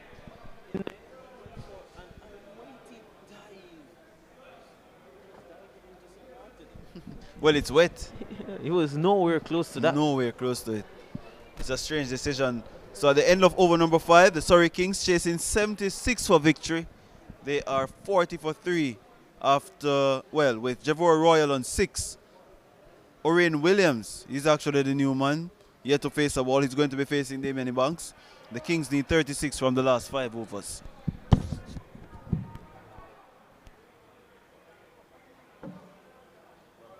Just think that a score of 90 would make things a little bit more interesting. 36 from 30. Banks is only bowling to Orion Williams. And Williams is turning that one into the onside for a single. 41 now for the loss of 3 wickets. Umpires has made a bold decision. They've stood on the park. Just a light show here at Sabina Park. Very overcast as it has been for the last couple of days because of inclement weather that is over Jamaica.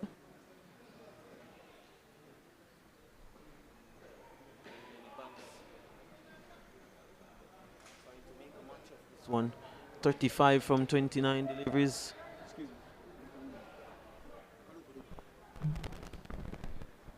Here is the Banks, and that is muscle away for 6. Brilliant shot, brute force onto the top of George Headley.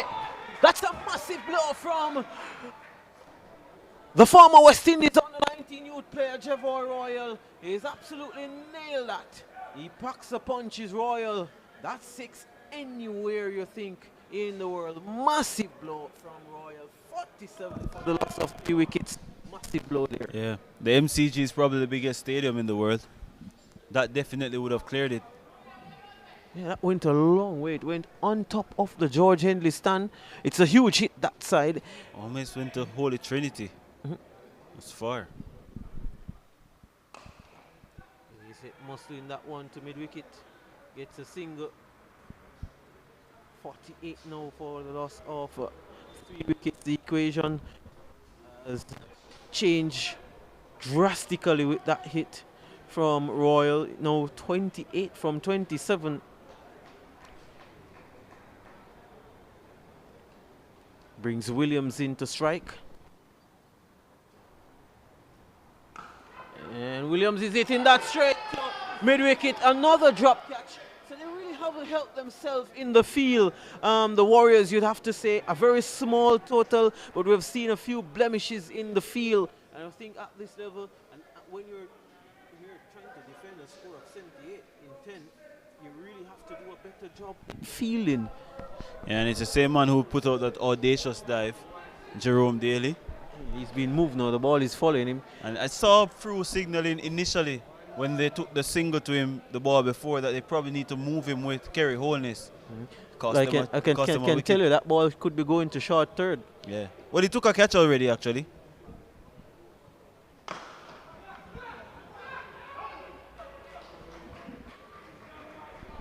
And another interesting thing to see is that Jermaine Levy has not bowled as yet. He just fielded that delivery. Jermaine Levy played some first-class cricket for the combined campuses, combined colleges and campus. So Levy is not yet featured in the match. This is it in the air. There's a fielder who looks up and sees that he's in business and takes the catch. Orion Williams goes, trying to clear that mid-wicket boundary. Damian Banks gets his second. And the equation now 26 to get from 24 deliveries.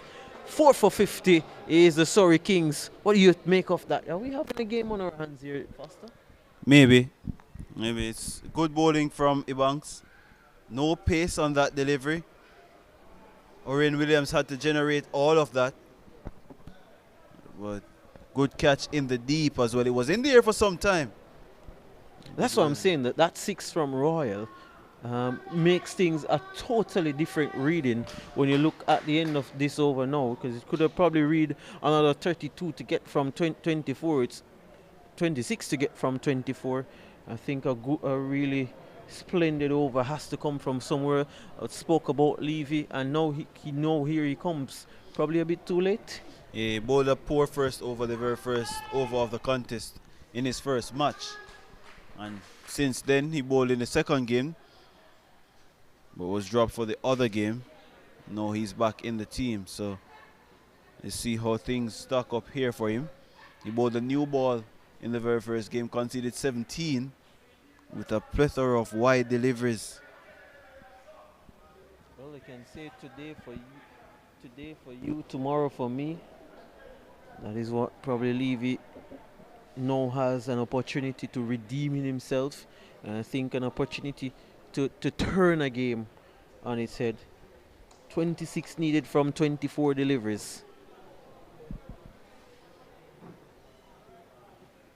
Oh, that one is hit in the air. There's two fielders who is settling around, and they have to watch that one sail. No, he takes it. He takes it. Good catch, that one from Holness. I was thinking that he was going to go for 6, but that's another tiny wicket. And as I just said, today for you, tomorrow for me. Here is Levy. He has an opportunity to make a mark on this game. 26 needed from 23 deliveries. Jeremy Foster, 50 for 5. Brilliant work from Kerry Holness. Brilliant judgment as well and composure. He was in the air for some amount of time. He was always thinking about it. He knew where the ropes were and settled nicely under it, and used the better technique as well, the reverse cup with the ball coming from that height. Brilliant feeling, I have to say. I thought for a moment that one was going to go all the way for 6. Well, I think we've seen in previous times that players, they've really increased their intensity, their skills that it relates to feeling on the boundary there. And you think Andre McCarthy doing the right thing, running out of the side of Kerry Holness. Yeah. Good work, good coordination. The important thing is that it's two brand new batsmen at the crease. And that's a poor delivery. Fine leg was up. Poor delivery from Levy. That one will hurt. Down the leg side and helped away. The new batsman, I think, is Aldin Thomas. Close, getting close. Still have to bat the batting team here, but you just never know. The over of Michael through, and especially the fact that the Kings already took the batting power play over. Could be interesting.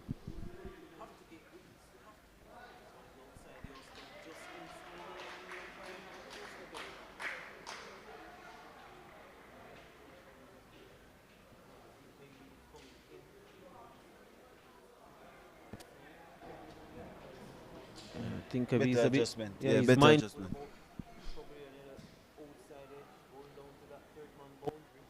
And it was difficult for me because Levy's bowling pace on with both short third man and short fine leg. That's very risky. Carved away over backward point for 4. Beautiful shot from Aldin Thomas.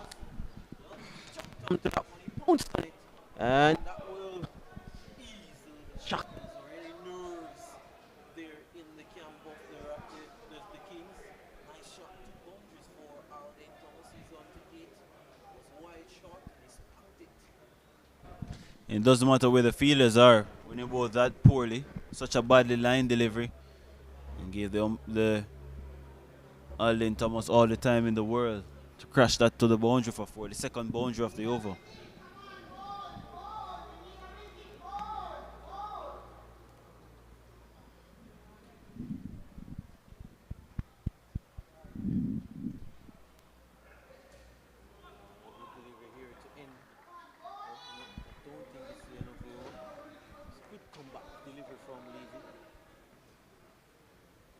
equation now 18 from 19 deliveries. Yeah, at this point, it's wicket 4.4. So something happens in between every ball here for Jermaine Levy, 1 for 8. From the court and watch in. Oh, there's a loud shot for the outside edge. He's gone. He's a goner. He's a goner. It's Arlene Thomas. And we've just said it. It's been an eventful over. And Levy gets another. Wicket to start, wicket to end. That is poor from Alden Thomas, actually. There was actually no need for a shot like that. They're ahead of the scoring rate, the required rate. And it's Jermaine Levy, a bowler with first-class experience. You probably would have been better served getting one more off the over rather than trying to hike a shot that was non-existent, really. Now the Kings, they're in some amount of trouble. Some amount of concern should be had here at 58 for 6.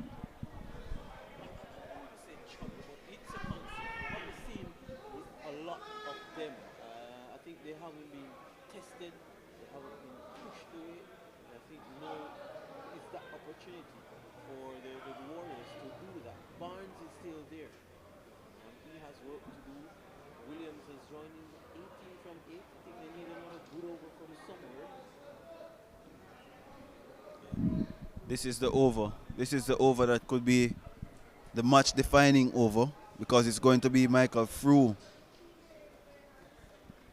Michael Frew, the captain, the leading wicket taker in the competition, 10 wickets. He'll be bowling to Brad Barnes, who is yet to face a ball. Watch an entire over in front of his eyes with 8 runs leaked from it. So he'll be facing his first delivery. A runner ball needed. A shout from the stand says that it's not over. It's well bowled there from Frew. What a cricketer he is. What a talent. Excellent feeling off his own bowling. I'm pretty sure a lot of people are impressed with his return so far. Loves this cricket, Michael Frew. Very passionate guy. Wants to be a part of the senior setup as well. He's muscling that one down so long on. Brilliantly fielded there. Looks to be Banks. They believe here is the Warriors a sense of belief, a sense of real intensity creeping into them. They're trying to make a real match of this one is the Warriors. Yeah, that was good work. Realized that it was going to be bouncing in front of him. Ensure that he got everything behind the ball there. Damien Banks. Frew ready to bowl again now. He'll be bowling to Kenroy Williams. Just cocked in that one to backward point. Can't score. It's a good over. Frew looking to turn this match on his head. We've seen him done that before in the tournament. Is Michael Frew. Backward point closes in very quickly. Here goes Frew. And that one is banged down to McCarthy on the boundary. The equation now reads 16 from 14 deliveries. You just wonder if the Risers, if the Warriors had gotten to probably around 90. Still, I think it's with the batsman, with the batting team. This is in the air. There is a fielder who looks to be Andre McCarthy, and he will have to watch that one sail over his head for 6. This is a telling blow.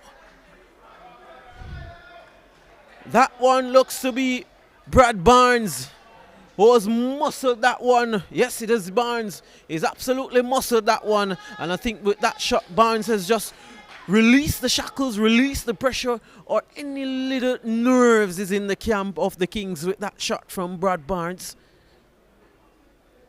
Well, 10 from 13. Barnes settles. Sees that Frew is up and ready.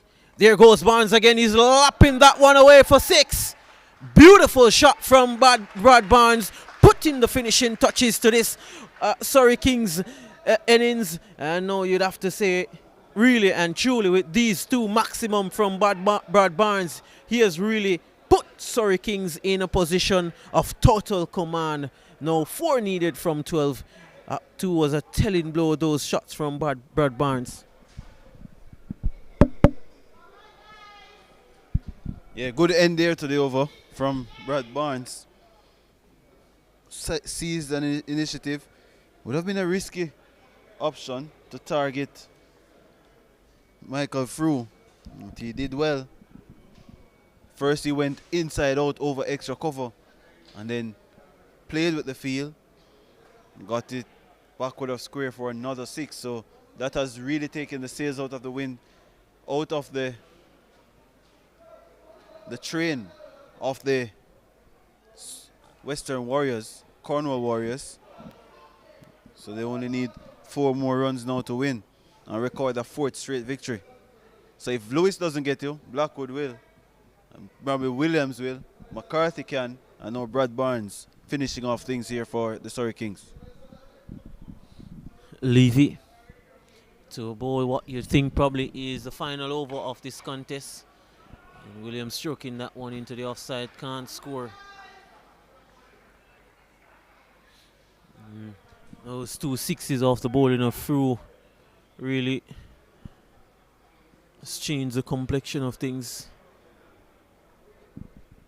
What was shaping up to be probably a very tense finish, now really and truly just materializing into a pedestrian stroll for the Surrey Kings as they line up to congratulate. You think Williams or whoever hit that winning runs, that one outside the off stump, looking to carve it over backward point.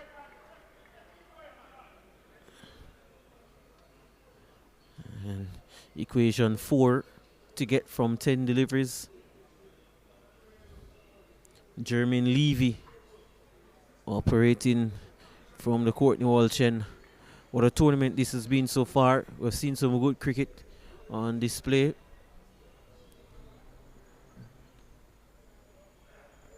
And that's cut away. Is that the winning shot? It is cut away there from Williams.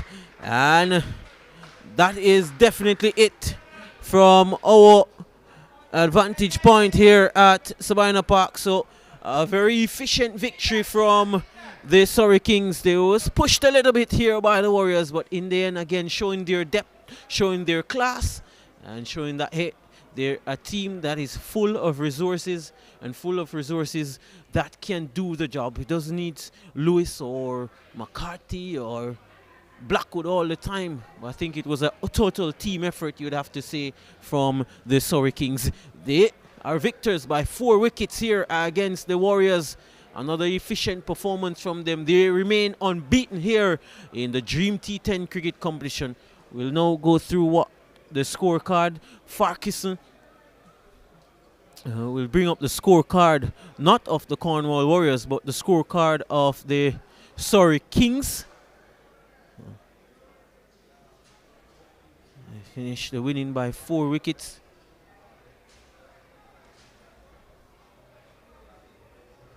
And we're going to go through a run through of that Surrey Kings batting efforts. I can tell you though they're unbeaten. I can also tell you that they're looking good to take a step into that final. They're on top of the point standing at the moment is the Surrey Kings. But Kennar Lewis, the first batsman to be dismissed, he went for 2 from 6 deliveries. Jermaine Blackwood, 7 from 10 deliveries. Andre McCarthy, a very enterprising innings. He went for 22 from 11 balls. Jevor Royal, 14 from 7. Orain Williams, 2 from 3. And Brad Barnes doing the finishing touches there at the end. 13 from just 4 deliveries. 2 massive sixes. Aldane Thomas, 8 from 5. And the bowling for the Warriors, Andre McCarthy, 2 overs for 20. Daly 1 over for 3 runs, a very good one it was. Ibangs 2 overs for 20 runs. He picked up 2 wickets. Michael threw 2 overs for 20 runs, 1 wicket. Of course, he's the leading wicket taker in this competition so far is Michael Frew. And Jermaine Levy, 1.3 overs, 2 for 12. In the end, you just say, I think the Warriors, that total was just not enough. There was some 25 runs to 30 runs short. And in the end, they paid the price to a very efficient and well-oiled machine, the Surrey Kings.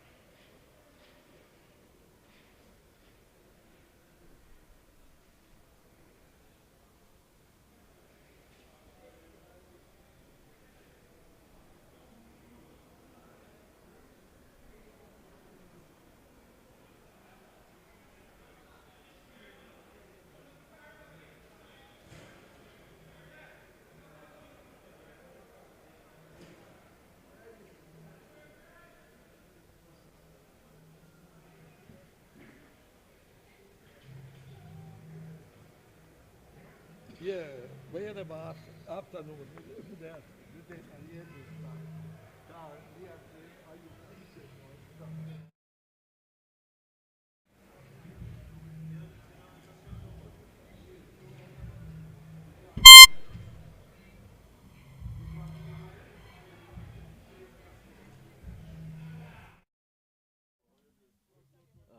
Shalom Parnell, Shalom Parnell, Shalom Parnell. Man of the match, man of the match. Man of the match, man of the match, man of the match, man of the match, man of the match. Can I get my picture first? One again. Can I get my picture first? So check it again. Check the audio again. Mic check again, please. Shalom Parnell, Shalom Parnell.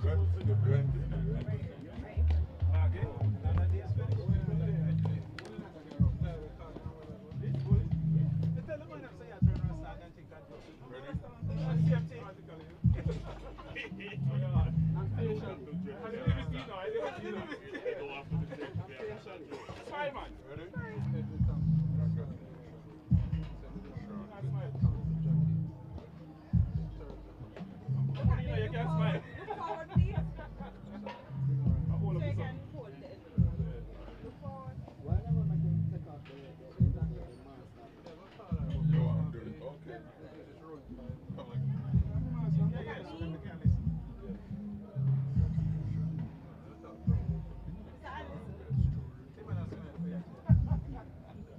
Sir, look at me. Thanks.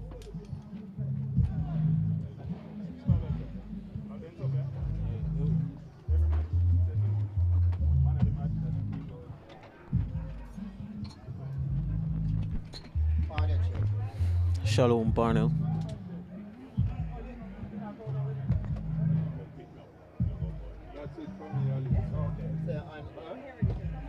So I'm here with the man of the match, Shalom Parnell, who was instrumental in getting that win for the Surrey Kings, who are undefeated. Shalom spoke to a few of the batsmen and they're of the view that the pitch is a bit too paced. With that said, what was your plan to execute on such a pitch? The plan was to bowl hard length on the pitch, because too pace a bit, so hard length and full. Surrey Kings has looked really good so far. You of the view that you can go all the way in this competition? Yeah, definitely. Most definitely. I think our team is gelling the right way, playing our best cricket, so definitely. Thank you very much. All the best for the competition and well bowl. Thanks.